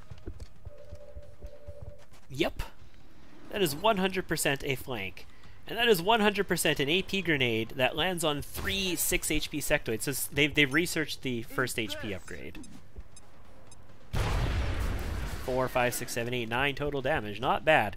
So sectoid upgrades, the first upgrade is 1 HP, and they might have will on it or something like that as well. The second upgrade that sectoids get gives them +1 damage, and that's what lets them consistently get through our Shiv's armor, that +1 damage upgrade. Sniper, what do you see? Sniper has squad sight shots on 2 targets, a 3 HP and a 2 HP. Okay, well, let's go for that. If we get the kill, great. Nice. Sniper's not going to be moving from this tile for a while, so if we have a shot, we should probably take the shot. We have a gunner shot from there, also can do some other stuff. Our scout has, like, this is a flank with a shotgun, so it might not be the most amazing, but we can switch to the pistol as well. 71% though is pretty good, guys. Nice. 5 damage hit. And yeah, we could just do a run and gun into here and kill them. Like, that's a thing. And it's a real thing that can happen right now if we wanted to. But I don't think we're going to. I think we're going to move our gunner to here. What's our shot percentage from here? It's not a shot. I thought we had a shot from here, but maybe it wasn't on that sectoid. Maybe it was on a different one. So we will advance. We have a shot with our Shiv at 35%. This is Ramek. Yeah, this is Ramek. So, the sectoids bailed that way, right? The other pod, and we know there isn't another pod here because this pod would have activated them if there was. So it should be perfectly safe to run and gun to here and just take a shot at him. Moving to firing position. I mean, the sooner we use our abilities, the sooner the cooldown will be off on them. Actually, if we wanted to be really safe, we could actually go to here, because then they wouldn't see them for sure. But we'll go to here. If we can see them around the corner, it'll at least, like, notify us of our... Okay, yeah. Yeah, alright. That notifies us of our potential impending doom. We have an 85 over there. Oh my goodness. Oh my goodness. Alright, so the thing is, if the Shiv can kill this guy... Holy crap, the Shiv killed that guy. If the Shiv can kill this guy, that means I've got an 85 on an exposed sectoid over here. And we kill him too. Oh, yeah. Alright. Then, Aye, aye. Mr. O, please move up here to this trash can.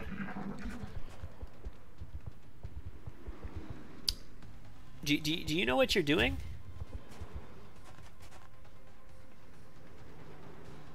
That's a sign nonsense. At 25% it fails.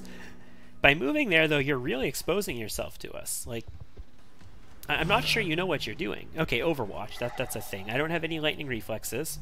I don't really have any way of breaking that Overwatch at all, other than just dashing the Shiv, which I might consider doing here. Yeah, that would definitely... he would definitely see us. There are currently 2 active sectoids. I'm willing to dash the Shiv. I'm willing to do that. We'll eat an Overwatch shot. 22%. Not likely to hit us, and if it does, it's not likely to damage us. It did damage us. It rolled for 5, and it hit us. Okay. But it breaks our Overwatch, so that's a thing. Where exactly is this sectoid? He's outside. How is this cover? Like, it looks like this is non-existent. Like, it looks like there's no wall there. Okay, there it is. It was just glitched out, is all. Yeah, so this one over here, though. He's, like, suicidal or something. So we're going to move into high cover where we have a flank on him, and we're going to take a 100% shotgun with a 75 crit and kill him. Yeah. Yeah. Eat it, please, sectoid. Our Shiv is right up in their business. They're very likely to shoot our Shiv. Our sniper doesn't have shots from here. Our sniper is going to rotate and steady weapon. No, not reload, steady weapon. Because this is 6 enemies, which can be all that's on a light abduction, but I highly suspect that there is another pod out here that we haven't seen yet. And I want to sort of be protected against that. I don't think I need all those people to deal with that sectoid, so we're going to rotate over here and just protect our flank. And yeah, you're going to not do anything yet. They're falling back. Does he activate another pod? Yeah, there we go. I knew it. 3 more on the roof. In really bad position. Oh my goodness. Oh my goodness. Scout shotgun to the back. We only have a 14% over here. But we connect on it too. Holy crap. What's our sniper gonna see? Where did the third guy go? Third guy went over here. We're right next to him. Sniper. You don't have a shot on him. Really. It looks like he's standing in the... He is totally standing in the open. And you don't... Okay, well... Medic. Nice kill. Medic started that. He took 1 shot at him, so he might as well finish him off. There are 2 active schmectoids. One of them retreated this way. I don't want to get myself too exposed here, but at the same token, this is only a 25 to crit. We only do 6 damage. He is in low cover to us, so he's going to have damage reduction. That might not kill him without a crit, unless we roll high. We can roll higher than 6 technically. This is actually a flanking file to him. So we go here. We shoot him from here. We're going to have a 75 crit. Yeah. But our damage was lower because we're further away. Ooh. The mechanics of this game. The mechanics of this game. So we're going to move ahead to this high cover and take our shot, which is now a little bit higher, 71 to 78. Gunner gets the kill. Sniper, Headed there now. move over here. Continue to steady. Shiv. One active sectoid, one active sectoid. Your job is going to be to dash right next to this meld. Go ahead and capture that meld next turn, why don't you? Also, scout the sectoid. I thought the sectoid would be over here. It might actually blow up that meld. I thought there was a door over here. But apparently there is not. There is no way in on that side, really. Oh, there's the window. The window is the way in. Forgive me. Forgive me and my ignorance. So we are going to move here to high cover with our shotgun scout, prepared to move in and take this sectoid out in the future turn. Yeah, don't hit the meld. Oh, thank goodness. That was a very short turn. We're just going to capture this meld just because we can. 5, perfect. Scout cannot get a flank, actually. Can't get the flank. What we do have is a run and gun this turn. Where can we get with that run and gun? You know what? Yeah, let's do it. Got him down. We're going to go for the run and gun. We're going to get behind this car. And we're going to go for a shot. It might have 100% with 70 to crit, but it's probably going to have a little bit less. Yeah, 69 with 75 to crit. If we hit it, it's a good chance we do. Yeah! Another day, another 9 successful aliens killed, operation. 0 operatives lost. Fantastic. Not a single casualty among the entire Also, squad. we didn't, do any really Solid effort. stupid moves there. Like, those stupid, fun, showboaty kind of moves. That was a solid move, taking that run and gun to there. We were in cover. We had a shiv to back us up. The shiv could have gotten the kill easily. So no super showboaty moves there, trying to prevent that from happening. Ramek 1.0 with his 10 kills, cruising across the map, killing sectoids indiscriminately. 9 corpses, 9 fragments, 10 meld. That's a pretty solid mission. 114 rather, Remember, cash we bucks as will well. be watching. So facilities, access lift is still 1 day away. Is that the current? Yeah, that's the next project. Let's scan-y-wan. Access lift operational. Nice. Let's go to facilities. We're gonna have our access lift completely built in the first month. It's like we're playing the U.S. in Cheyenne Mountain, guys. It's almost like that, except totally not at all like that. We're gonna build the repair bay here. Begin construction. We should probably build an alien containment as well while we can. We got the money. We got the power. Sure. Why not? We're going to build our alien containment as well. Okay. Not off to the most terrible start in the world. Let's continue scanning. I probably want to save up 500 bucks now for an interceptor, but that will probably happen with the next council request because we need our xenogenetics. We need our genetics lab as well. And we're going to need a thermogenerator as well. Good, yeah. Yeah, that's a thing too, right? 1 Illyrium for 2 scientists. The thing is, I only have 3 Illyrium, and I need Illyrium to get alien materials. So I'm going to have to hit a UFO. And I'm going to have to capture its power core intact, I guess. Illyrium is going to be a gating factor for me for a while. You don't get it from a lot of different things that you can that you kill. Until you face things like mechtoids and stuff like that, and cyber discs. More interceptors are better weapons for the ones you have. Yeah, see, the thing is, the better weapons are going to be Phoenix cannons, but the Phoenix cannons require alien materials, and they require 20 alloys each. Really, the better weapon is the laser cannon, but we're not going to be getting laser cannons for a while. But we are probably still going to need more interceptors, because we need to be able to consistently field interceptors, and just having stock of enough of them is one of the issues. We are going to need a second one with Stingray missiles as well. So we can have 2 flights of 3, for example, with a couple of Stingray missiles in there. 6 fragments for 1 engineered. We will do this. That was the United States, right? I actually can't remember now, but I'm pretty sure that was the United States.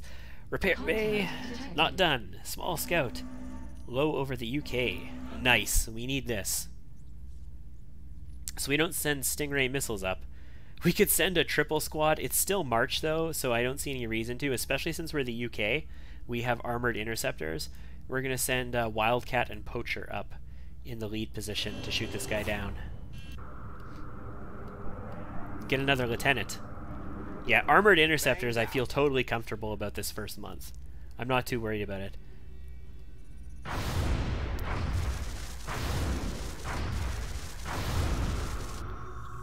Okay, I was about to abort there. Even with armored interceptors, you can take damage. Like, we would have had an interceptor shot down there if it wasn't armored. So, nice. Totally comfortable, you still take damage. Promoted to lieutenant, we can command 3 aircrafts. We do have a crew at the crash site. Moderate damage returning to base. It's a good thing we had armored interceptors there, holy crap. This is why I can feel comfortable about it. Anyway, we've got a crash site. For this crash site, we wanted to bring along a gunner because not only do we want to get promoted, we also want to have access to suppression. We are going to bring a scoot, and we'll go for the one who's closer to promoting because promotions are great. We'll bring an assault, and we'll go again for promotion because those things are great. We'll bring a medic because we want an officer who's got ridiculous will. So now we need to consider what we want here. Do we want lots of explodey-dodey goodness? We probably do want explodey-dodey goodness. In that case, we want Michael Martin on the squad, and we want Ramic 1.0. Okay. That looks like a squad. Laser sight trophy, that's fine. Motion tracker trophy. Trophy medkit, yeah, that's okay. We've got Ramic to tank for us again. You can bring the grenade, although you don't really need to bring the grenade this time. I'm still going to do it. We are going to bring a grenade on you. It worked out well last time. And you, since you have the extra range on your grenades, you'll bring some HE grenades along. And you'll bring some more HE grenades along. And you'll bring an assault rifle along. And you'll do awesome stuff for us. You aren't a sapper yet, though. And Ramic, you're just going to come and be awesome. Because you're just awesome. If Ramic can throw grenades, he'd be perfect.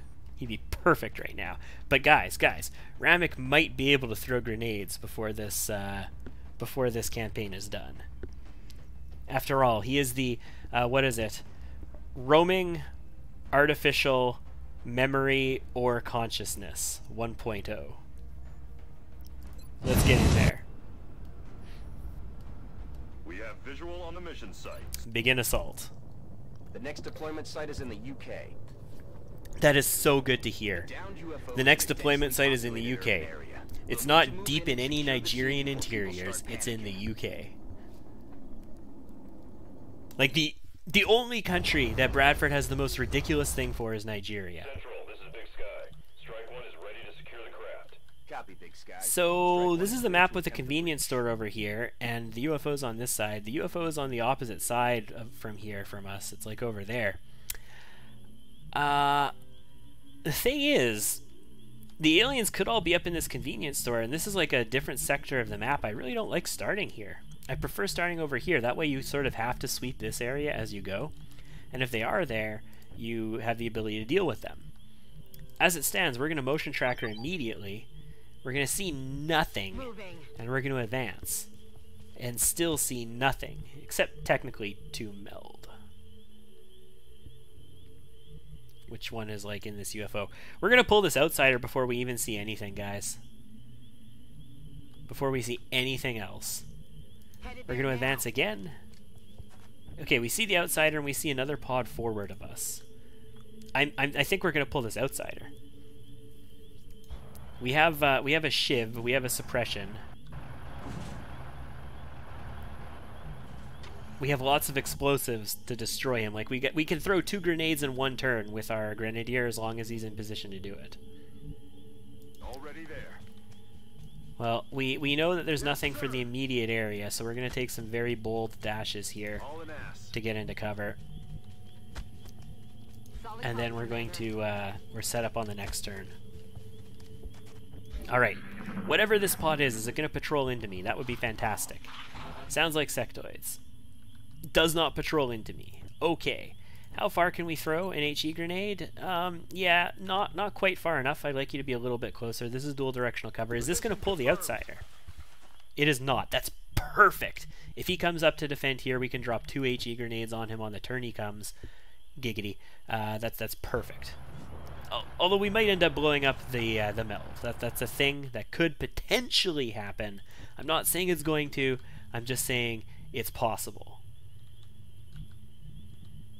And have you come over this way, because if the sectoids do come from that direction, I'm going to need somebody to help deal with them, because, yeah, we're definitely not going to be able to do that. No activation. Holy crud. That is a marvel. We're going to move towards the UFO so that we have a suppression ready. Also, a gunshot, because if we do blow him up with 2 HE grenades, even if we don't have Sapper, we have a chance that we might blow this cover. And I really don't know where you need to be right now. Like, this is terrifying but awesome at the same time. So let's head down here. We'll overwatch from here. You'll overwatch. You're gonna overwatch. You as well, and you're gonna overwatch. And now we're probably gonna just pull this outsider and hopefully cream him. But I mean, he could run the opposite direction. If he runs the opposite direction, then you know that's not gonna work for us, is it? Yeah, that won't work for us at all if he moves the opposite direction. So let's move up to here. We don't see him. You don't say. Shiv, move very aggressively here. Okay, now we see him. And he is going to move into a very awkward tile for us. So we're not going to be able to get 2 grenades on him this turn. We're going to need to smoke ourselves, is what we're going to need to do.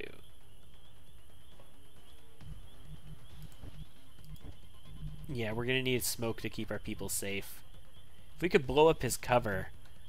I don't think we can blow that up. I think that's solid cover. But if we could blow it up, we could maybe get a gunner shot.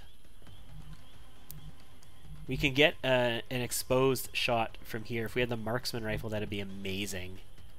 Marksman rifle with hit and run. I'm surprised we haven't pulled that sectoid. I thought they would have been able to see him. We got a scamper. We can get right up into his business, but we would need to suppress him to make that happen. Okay, well, we're going to put the pressure on him. We want him dead. If I do move towards him and I do throw an HE grenade, can I reasonably hit him? Not really, no. I can barely hit him. Would I pop his cover with this? Doubtful. Not without Sapper. I'm going to do this because we have access to 4 HE grenades, and this is a small scout.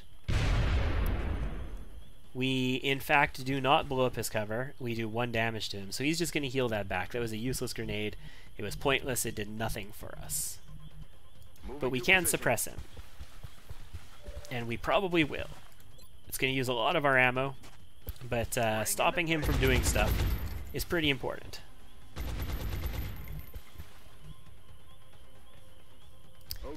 And I believe we're probably going to smoke ourselves as well. Smoke all of our people here who are in low cover. Pretty much a necessity. I mean, this is old XCOM. This is the way you play old XCOM. You move up, you smoke yourselves, and you're comfortable. You suppress, you smoke, all is good. This is not the way you play Rebalance. When you play Rebalance and you do stuff like this, you just get yourself murdered. Heading there now. Alright, do we pull sectoids doing this? We do pull sectoids doing this, and they move into a flank on us, so we can't stay here. We actually only have a 15% as well without the marksman rifle. But it's good to get those sectoids active and know where they are, I suppose. I'm rolling. We are going to pull back, though. If I kept vision on them, I could have seen what I could do with my assault, but it wouldn't have been much, let's face it. So assault will move down here. Get ready for a move on either the sectoids or the outsider. We could actually move you up and get a flank on the outsider right now. Then he'd probably have to, well, he would have to move either way. Then our gunner would get a shot at him, but it would be in high cover. It would not be the most ideal shot that I'd ever seen. Or if he stays here, we can actually move up and just flank him. So him staying there is actually the ideal that we want. So no, the Shiv is not going to use this scamper, I don't think. I think the Shiv is going to stay put. And is that everybody's actions? This is all just scampers, right? Yeah, that's all just scampers. Okay. Stay here and do nothing, or stay here and overwatch, or stay here and shoot the Shiv. That would be perfect. I can suppress your overwatch, Shiv can move up and get a flank on you. Sectoid moves into high cover, shoots the Shiv, 45%. Misses. They have the HP upgrade. They should not have the damage upgrade yet. The damage upgrade is a second upgrade they get. So we should still be able to tank their shots. Even when they get the damage upgrade, they really only consistently get through to do one. 55 on the Shiv. That's a hit. He still got through, though. This is the scary guy. What's he going to do? Shoots the Shiv. Oh, boy. So that's all of our armor on the Shiv. But he doesn't even overwatch. So here's the thing. As long as I don't pull his close combat specialist, which moving to here shouldn't, then I have a flanking shot on him. And I can definitely do more than 11 damage with a flank with a 60% crit. So we could just kill him outright. No. We hit for 7. That's okay. That's okay. We don't need a corpse from this outsider, so we just move in very aggressively here and drop a grenade on his butt, is what we do. He's got 4 HP. We've got an HE grenade, which is likely to do not 7, but likely to do 4. Let's blow him up, shall we? Frag out. Goodbye, outsider. We actually did 7. We did do 7. We only connected with 6, but we rolled a 7. And there are 4 sectoids left on the map. One of them is back here, so we can't just aggressively push to here. And then these guys. Scout, how far can you move? Not far enough. But what you can do is, like, move over here to the meld. Is that it? No. No, that is totally not it. There is absolutely another pod on this map. So that is totally not in the cards for us right now. We are not going to do something like that. We could protect ourselves from that direction, but again, this guy would be on our flank. That's okay over there. We're okay with that. Gunner currently has no shots. We still have ammo, though, after that suppression, so we could move forward. If we move forward, we don't get a shot from there. We kind of have to dash to get into cover if we want to move forward and do anything here. Okay. Medic also can't reasonably... Okay, Medic can get a shot from here. Gunner can't go there? No, Gunner can't go there. Possibly because the Medic is in the way. Possibly not, but possibly because the Medic is in the way. I want the Gunner up in the high cover anyway, so we're going to move the Medic here. Gunner is going to take an extra turn to get up here. Understood. Moving out. Alright. And we have a shot from here. It's only 20%. We could maybe go wide into here and get a flank on him in a future turn, so we could maybe set up for that now. But it's really not likely to... Yeah, we don't even have the range to... Because we have to move around this, we don't even have the range to get in there yet. We'd want to, like, get here, maybe, so we can move up to here, or even here. Yeah, no, that's not happening. Roger that. Scanning. And Scout, while I would love to move you up over here, there is definitely another pod. And since there is definitely another pod, that is definitely not safe. We don't have close combat specialists, so we can't make, like, miracles happen with you. So... honestly, I think we move you up to here. We bait the shot on the Shiv. We hope that they shoot the Shiv with everybody, and then we can use you to get a kill. We can snipe a kill off. We're basically going to rotate everybody in this position so that when an alien comes from up here, we actually don't even see them yet. But when an alien comes from up there, we don't get murdered by them. We can't get there. We can't get in here. We can't get into any effective cover over there, so we're going to dash all the way into here. And let's just review that. Oh, they're behind us. They're behind us. Okay. Well, at least we know where the other pod is. We only briefly saw it, but it's coming up from behind. So yeah, we need to get the Shiv in here very aggressively. Shiv gets a kill, Assault gets a kill, maybe the Scout can get a kill. We need to move in, maybe get a grenade kill, and then we need to rotate to fight the other direction. 80, ooh, connects for 2. Man, that sucks. 45% miss? Nice. Almost looks like he shot the meld and didn't blow it up, which is a miracle. Yeah. 45%. I was worried he was going to shoot our assault there. Oh man, he got through armor as well. That's a lot of connection through armor. Holy crap. So we can get to here, we get flanks on people, we can get the meld, capture that with our Shiv, who still has 3 HP.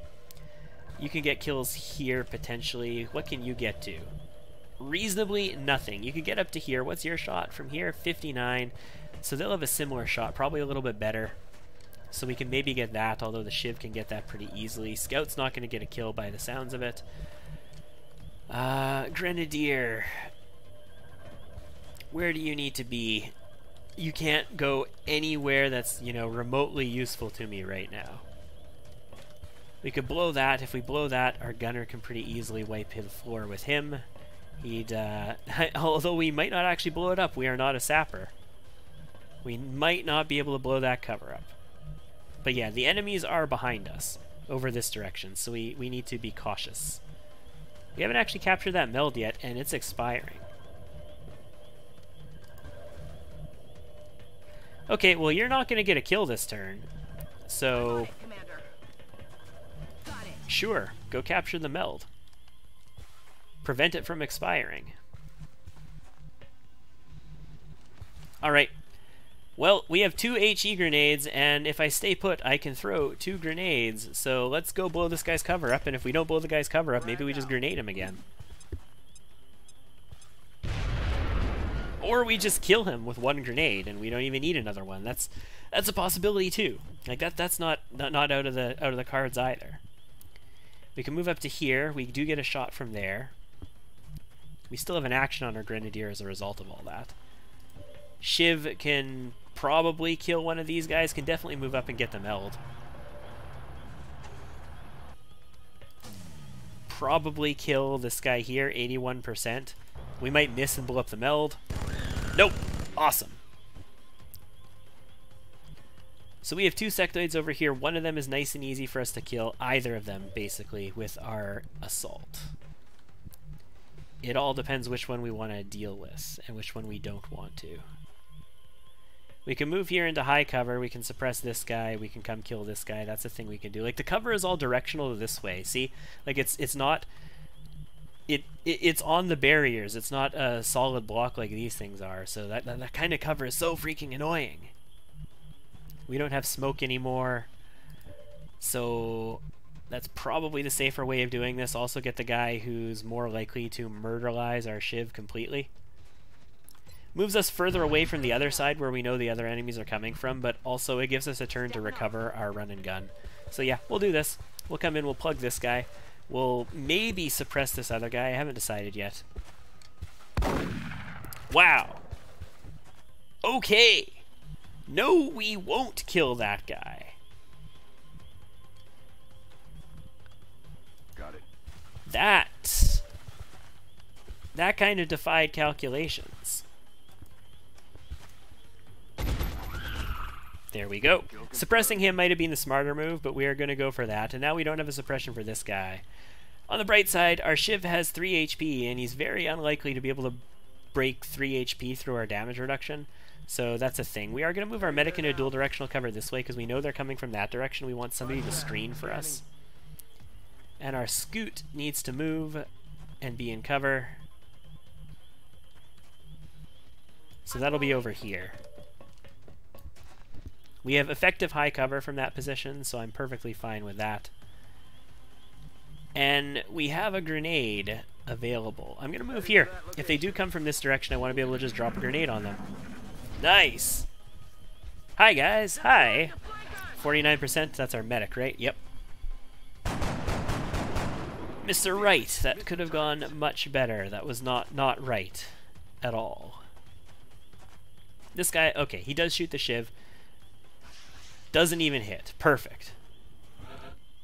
That was perfect. Scout. You can get him, yes?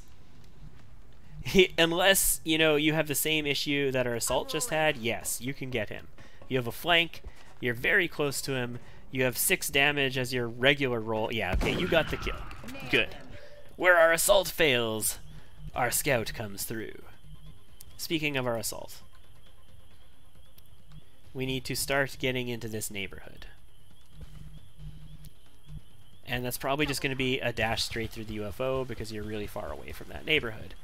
Shiv is going to dash basically as far this way as we can get. Gunner needs to set up for a potential shot. Okay. We're probably going to fall back here. We'll reload with you.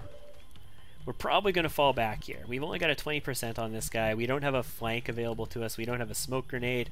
I can't get close enough to get anything else. We can't get to reasonable high cover. This is reasonable high cover. They have to go pretty far to flank you. And you've actually got a 40 on the drone now from here. I'm willing to take a 40 on a drone. We connect. We don't actually get through its damage reduction. So, you know, the same thing that we do to them, they can do to us. Let's get to our high cover. From our high cover, we have a dank flank on one sectoid. But what's this look like? I was hoping we could hit some damage on all three of them. We will go for that dank flank then. We're in high cover. We're close enough that we can set up something else. Ooh, not a kill. We're close enough that we can set up something else with a grenade in a future turn. So we'll go for the flank. That's going to be a merge, so this guy is going to stay in low cover. That's good. Guy in high cover is the merged one, so he could do all kinds of stuff. He actually advances. Oh, that's dangerous. Yeah, he's going to really high chance to hit us. But he uses psi nonsense and he fails. He should have shot us. I mean, we've got a lot of HP, but he should have shot us. And he's got to move up to high cover, where he uses panic. And fails? No, he hits. That's unfortunate. Somehow, with 55 will, right chain panics. You know, because that's a thing. Drone moves forward, but doesn't do anything to us. Chance to kill it. You'll probably do 5 damage is pretty close. You might be able to get through that damage reduction. Nope. You rolled a 4, they reduced 3 of it. That's unfortunate. Scout has the same issue. Scout is going to go hard. Actually, that's potentially going to flank us as well, so that's a dangerous tile to go to. I probably shouldn't have gone there, because they're very close to being able to flank her. But we did it, so we have to live with the results. We have a suppression available. We also have our gunner shot here. 71% on the drone, 46% on the sectoid. If we advance to here, what is Ramek's shots? 47 on the sectoid, and 85 on the drone.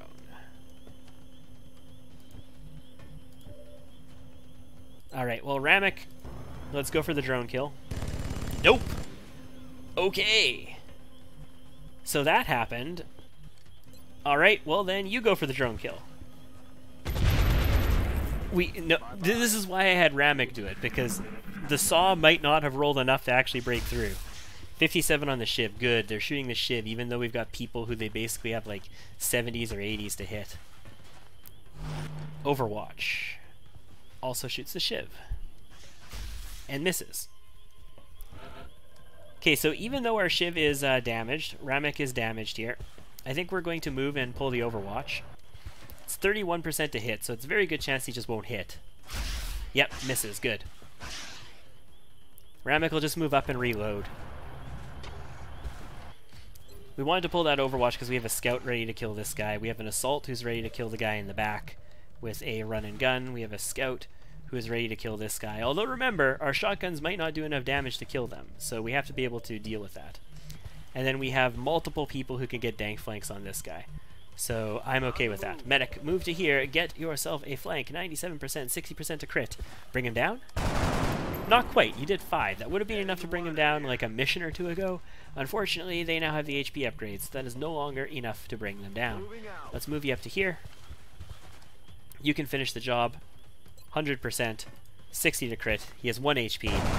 That's a kill. Also 3, no crit. Okay. Run and gun. I need you to deal with the guy who has 1 HP. So you're going to go right here. That'll be a flank. You can shoot him, knock him off of here, just blow him completely up. Remove his head. 75 to crit. Now we roll for 11. Fantastic. And then over here, this is not a guaranteed kill. But we have 10 HP, and he's got a plasma pistol, so... I mean... Kill? Nice. 10 damage critical. Fantastic. 9 aliens killed, no operatives lost. Also, another scout down. We needed those alloys. We needed the potential Illyrium that we could get from there. Okay, these are specialist promotions. We will check these out. Yeah, that's our gunner. That's going to be Will to Survive. So the Sentinel Opportunist spec is really strong. I think we're going to go for like a, at least on a couple of these guys, we'll go like a Will to Survive, heat ammo, rapid fire, instead of ready for anything, extra conditioning, probably Tenacious Defense, although Medkit has its value on a biotank, so you can heal yourself up, but probably Tenacious Defense, and then probably Lock and Load spec. So that's pretty much right down the left-hand side, isn't it? Cool. Anyway, Will to Survive. Let's start building a biotank. Michael Wright. Lance Corporal Michael Wright. That is going to be smoke and mirrors. I'm still liking the support build on our medics. That's going to be a Lightning Reflex. Thank you very much. And over here, that will be... I'm tempted to take Lightning Reflexes here, too. I'm tempted to take Will to Survive here. But I feel like Close Combat Specialist is probably going to get us the most utility in the long run. We can do all kinds of weird things with it. Although Lightning Reflexes has the potential to get you tons of utility as well, so that's a thing. We might want to use that. I don't know. 6 Sectoid Corpses, Drone Wreck, 5 Illyrium. Not quite enough. I was hoping for a little bit more. 23 alloys, 7 weapon fragments, 24 meld. We did get another flight computer. We can research computers, guys. A damaged one and a damaged power source. Cool. That's pretty solid. Repair bay in 1 day, access lift in 3. And xenogenetics in, what, 6? 5 meld for 2 engineers. I need the engineers, so yeah, we're going to do that. Repair bay! I don't need to repair anything yet, but, you know, great. Good thing we have it. Access lift. Abductions. Late activity in South Africa. I wasn't expecting another abduction that quick, guys. I mean, I don't hate it, but I wasn't expecting it. Alright, well, it's a light abduction. Let's start queuing up for it. Do we have a Shiv available for tanky goodness? We do, in fact, have Thunder 2 available for tanky goodness. So let's bring that along. I want a scout, even if it's a light abduction. Let's bring a scout that we can maybe get leveled up. This is De Groot, also has 16 mobility. I mean, we could bring Emily. That's fine. It's an abduction. It's in the outside. That'll be cool. We should probably bring... I don't want to bring these... How close are we? I need a corporal first. Totally not close at all, because I need a corporal first. And then it screwed up my order. Oh, Thunder 2, you're not there. Thunder 2, you're here. Okay, so we could continue to bring privates. That's a thing we could do. It's a late abduction. I don't need to start holo-training them. I need to have like 3 good squads available. So yeah, we could do that. We could maybe bring 1 more person. Or 2. An assault or an infantry, that's a possibility. In fact, we can just bring in an assault and an infantry. Or this medic with 60 will. Holy crap, yeah, okay. We're going to bring somebody that we want to get to be an officer, potentially. And then let's bring somebody who's got a lot of mobility, maybe. Get us another assault, get us another scout. We're going to need another scout. Need like 1 more scout for sure. Okay. So we will bring Anas here. Fortunately, 4 HP is not a lot. 6 is a lot better. Okay, cool. That's what we'll do. You are going to get yourself an AP grenade and an alien trophy. You are a grenade delivery vehicle. That's your job. I hope you live up to it. With 80 aim, your mobility is pretty poor, but you're still going to get yourself a battle rifle and drum mags. And it's going to reduce your mobility by a ton, but whatever. 43 will, laser sight, no, that will be an alien trophy, I think. Yep, there you go. I still don't have a marksman scope, so I think we'll give you a shotgun. And that'll be the motion tracker for sure, and I guess an alien trophy. You're going to have that 17 mobility. That's pretty sweet. You can have the trophy and the medkit, that's fine. And you're gonna get yourself, definitely a smoke grenade. I'm tempted to just bring another smoke grenade, but I'll bring the AP grenade.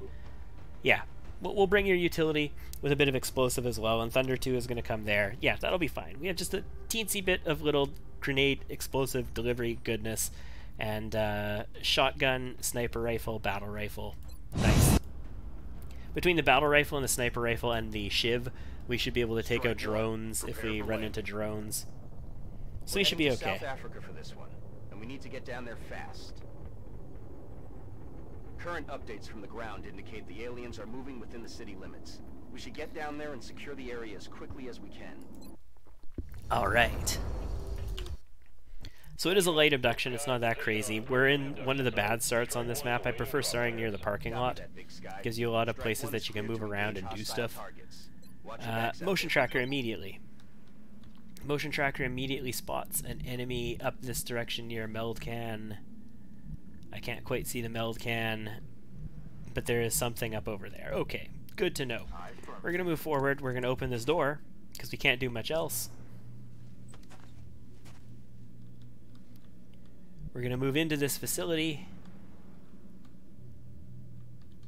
and go to, like, here.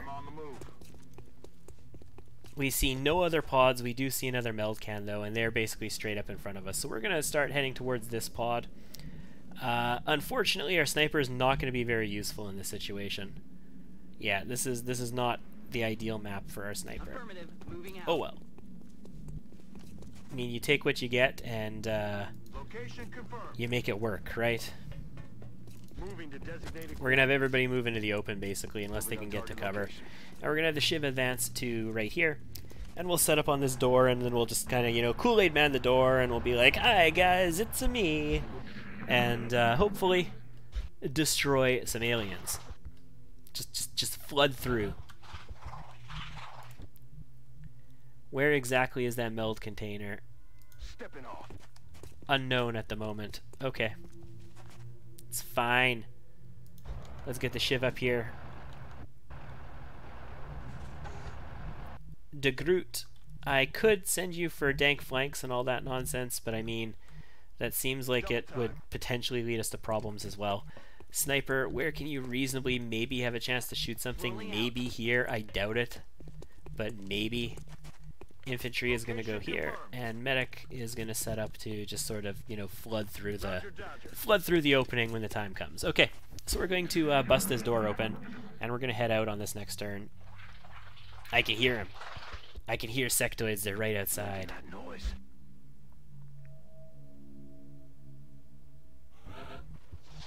I can hear them behind us the other direction too. Hi guys, it's me, XCOM.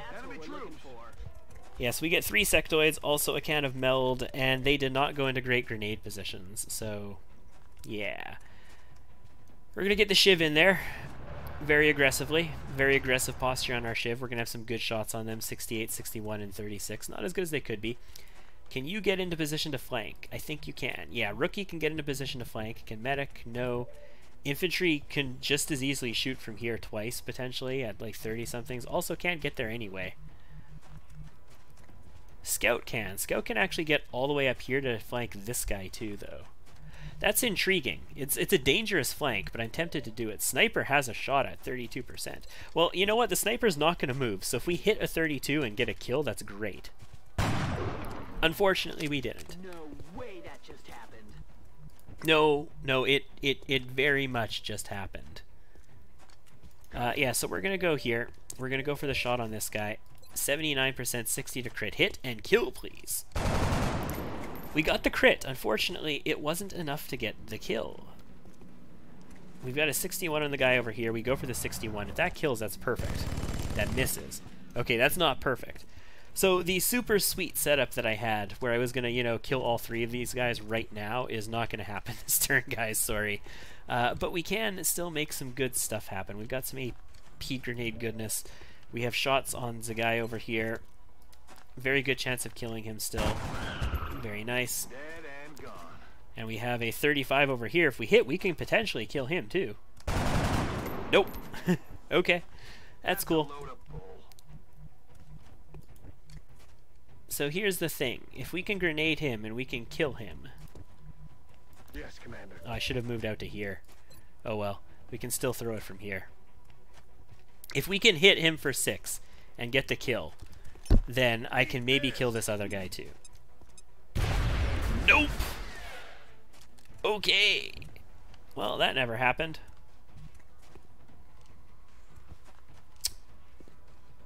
I don't like the idea of having people out here. I feel like the sectoids are going to shoot us. Instead of shooting the Shiv, I feel like they're going to have a decent enough chance to hit us. Like, they have 100% on this Shiv right now, almost guaranteed. And they'll probably shoot it right now.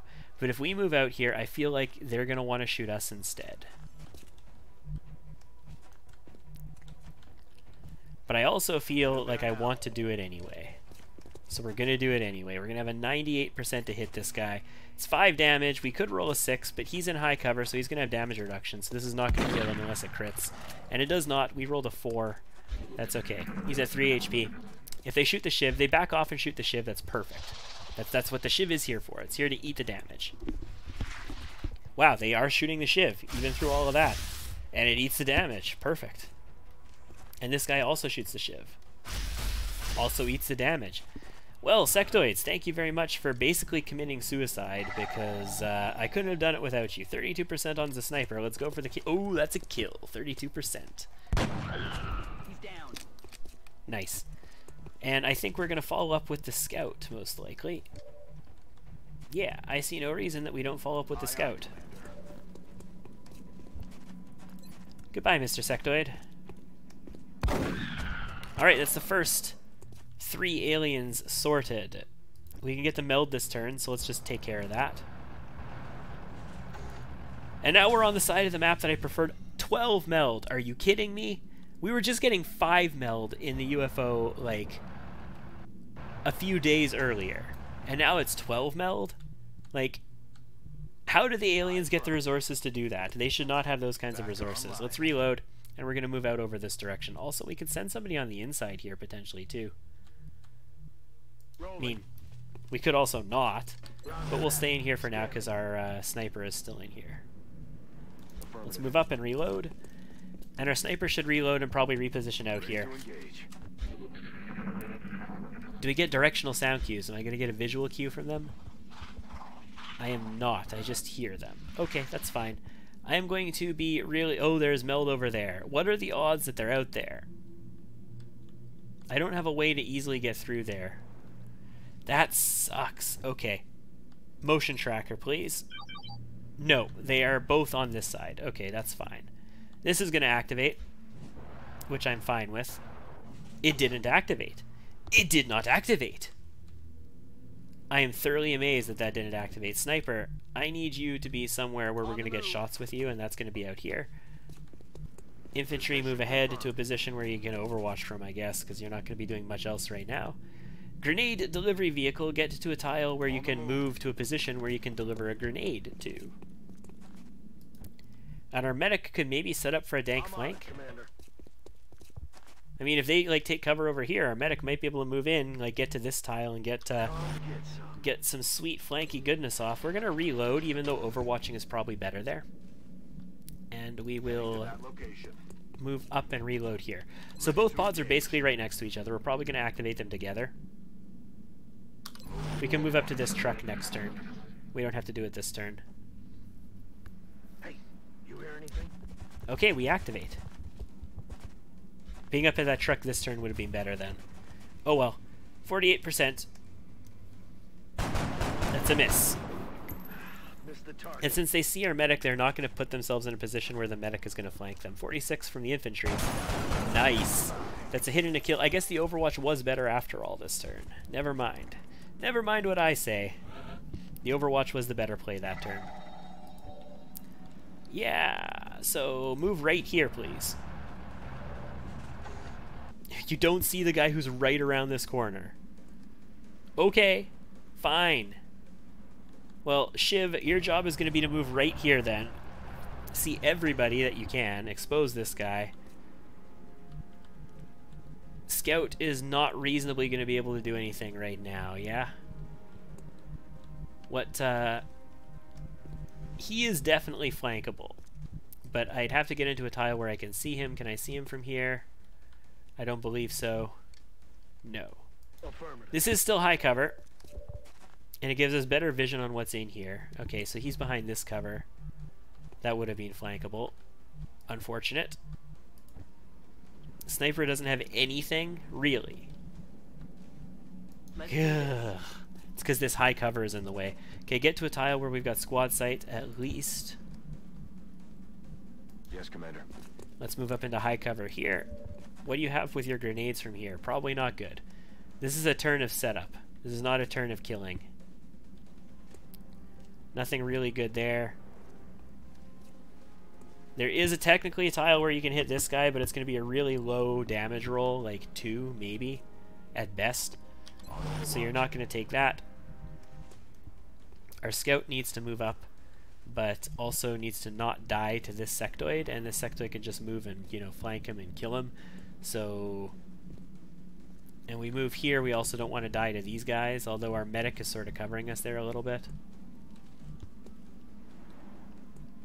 I don't know where our scout needs to move up to. Maybe into here. Yeah, I like that. We're going to move in and start positioning ourselves for a shotgun flank is what we're going to do. And our battle rifle. This is high cover, unfortunately, so we can't see through it. So where do we want to be with you? Not in somewhere where they can flank us, that's for damn sure. So we're going to move up. You're not going to be able to see anything from here. Do I want you here? No, that can flank us. So you're going to overwatch here in a very useless position. And you've got a 43. I think a 43 is worth taking here. What are the other options? We smoke. The ideal thing that they go for is the shiv. Like, we're trying to set them up to shoot the shiv. Nice. Okay. And now we get to see what they do. So this guy's going to merge, the guy who's in the corner, who basically has to move. Hopefully he ends up shooting at the shiv. I mean, hopefully they all end up shooting at the shiv. That's what the shiv is here for. Okay, that guy runs. He runs like a little sissy sectoid. That one overwatches right in front of our shiv. Okay, there we go. He makes it through our damage reduction. That's okay, though. This guy I'm a little worried about. 11% reaction shot from the rookie. Misses, of course. You never know. Maybe that hits. Maybe it does 6 damage. Maybe it murders a sectoid. Who knows? Also shoots the shiv. Doesn't make it through our damage reduction. That's perfect. Alright, so Scout. I'm very interested in what you can do from your position here. They've sort of moved to deal with you, so you're not really in a position to do a lot of great stuff. You'll have a decent proximity shot here, but I mean he's got 6 HP, so a decent proximity shot isn't going to do anything to him. Our shiv has the ability to move like right here and plug this guy who's merging this guy though, and that could cause a lot of good stuff to happen. The rest of our squad is so far back, they're not really going to connect with much of anything. Infantry still can't get to a decent cover position, so you, sir, are going to advance. Overwatches? Yes. Okay. So first, I like the idea of the shiv killing this guy. Pulling the overwatch in the way. 76%. That's a shot. It's a hit. It's a complete damage reduction. Well done. 100% kill the sectoid. This kills the sectoid. Also damages another sectoid. Now you can move ahead to here. Good to go.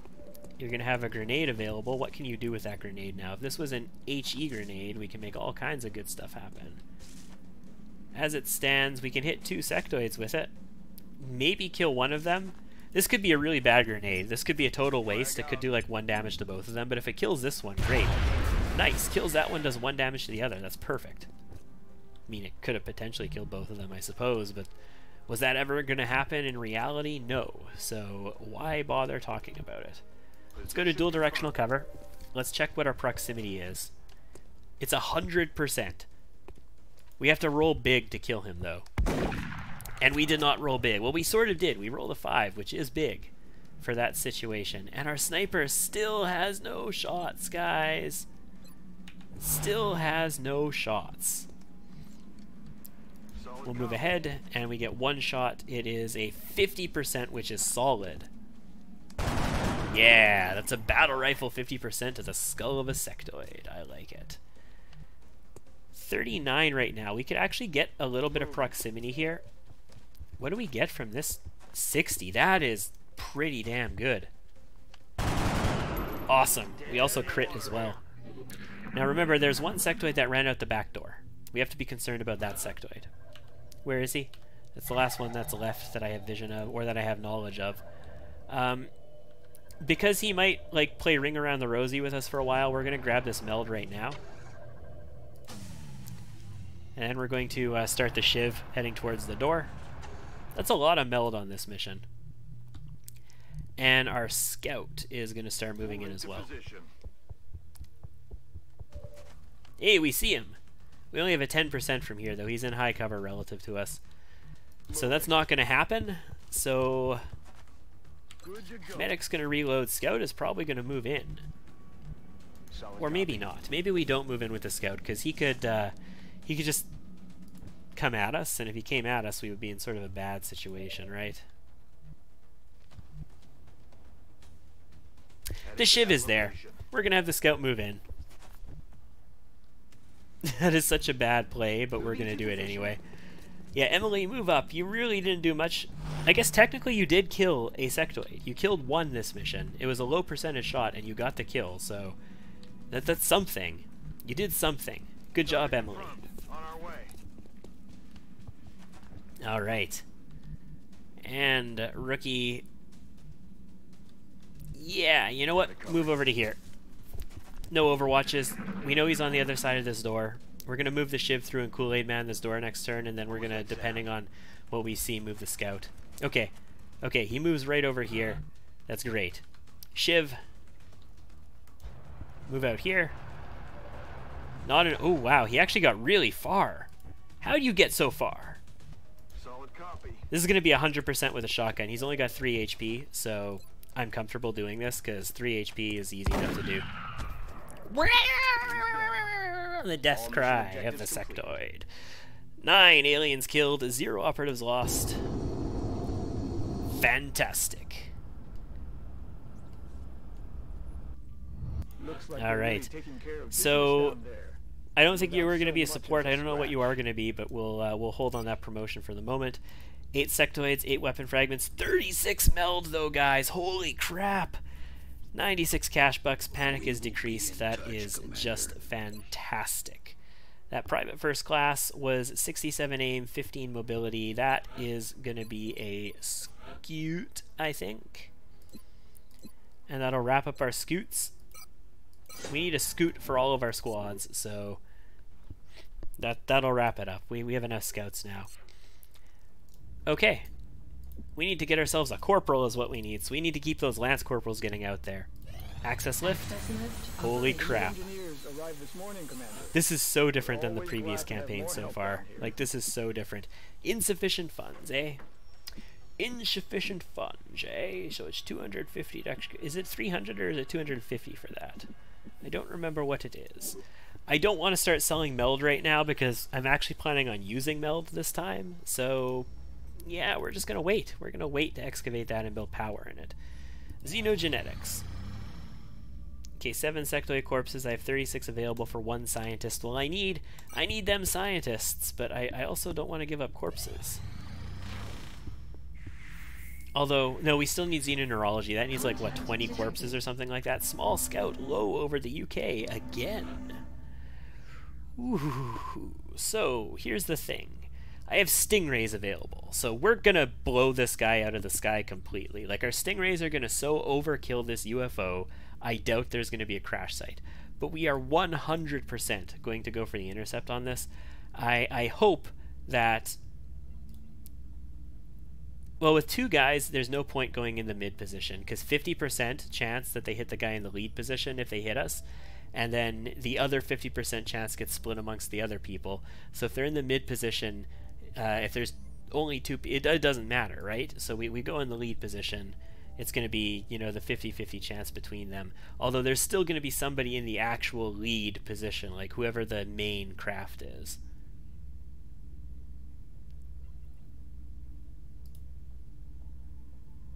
All right, let's go aggressive on these guys. We're going to blow them right out of the sky, and we're probably going to get a cash bounty for him. Which we've tweaked the cash bounties as well to be sort of halfway between Rebalance and what Longmore Original was. Wow. I was expecting to shoot him down a lot quicker than that, and I was not expecting for there to be a crash site.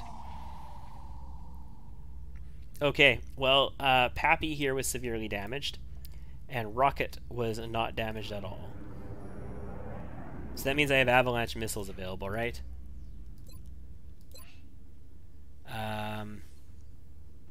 Yeah, Rocket is avalanche missiles, Pappy was our stingrays. So yes, I have avalanche missiles available, which means that if a fighter comes, we are probably not going to be able to do anything to it. So that's a thing. We have xenogenetics in 1 day, we have a crash site to go on, and I think that looks like the perfect spot to call it quits for this episode. That's going to be 2 hours and 50 minutes. It's 11 p.m. and, you know, it's a big week. Kids are back to school. I've got all kinds of stuff happening this week, so I should probably go to bed since I have to be up in 6 hours. And, have a good night, everybody. See you guys next time. Thanks for tuning in.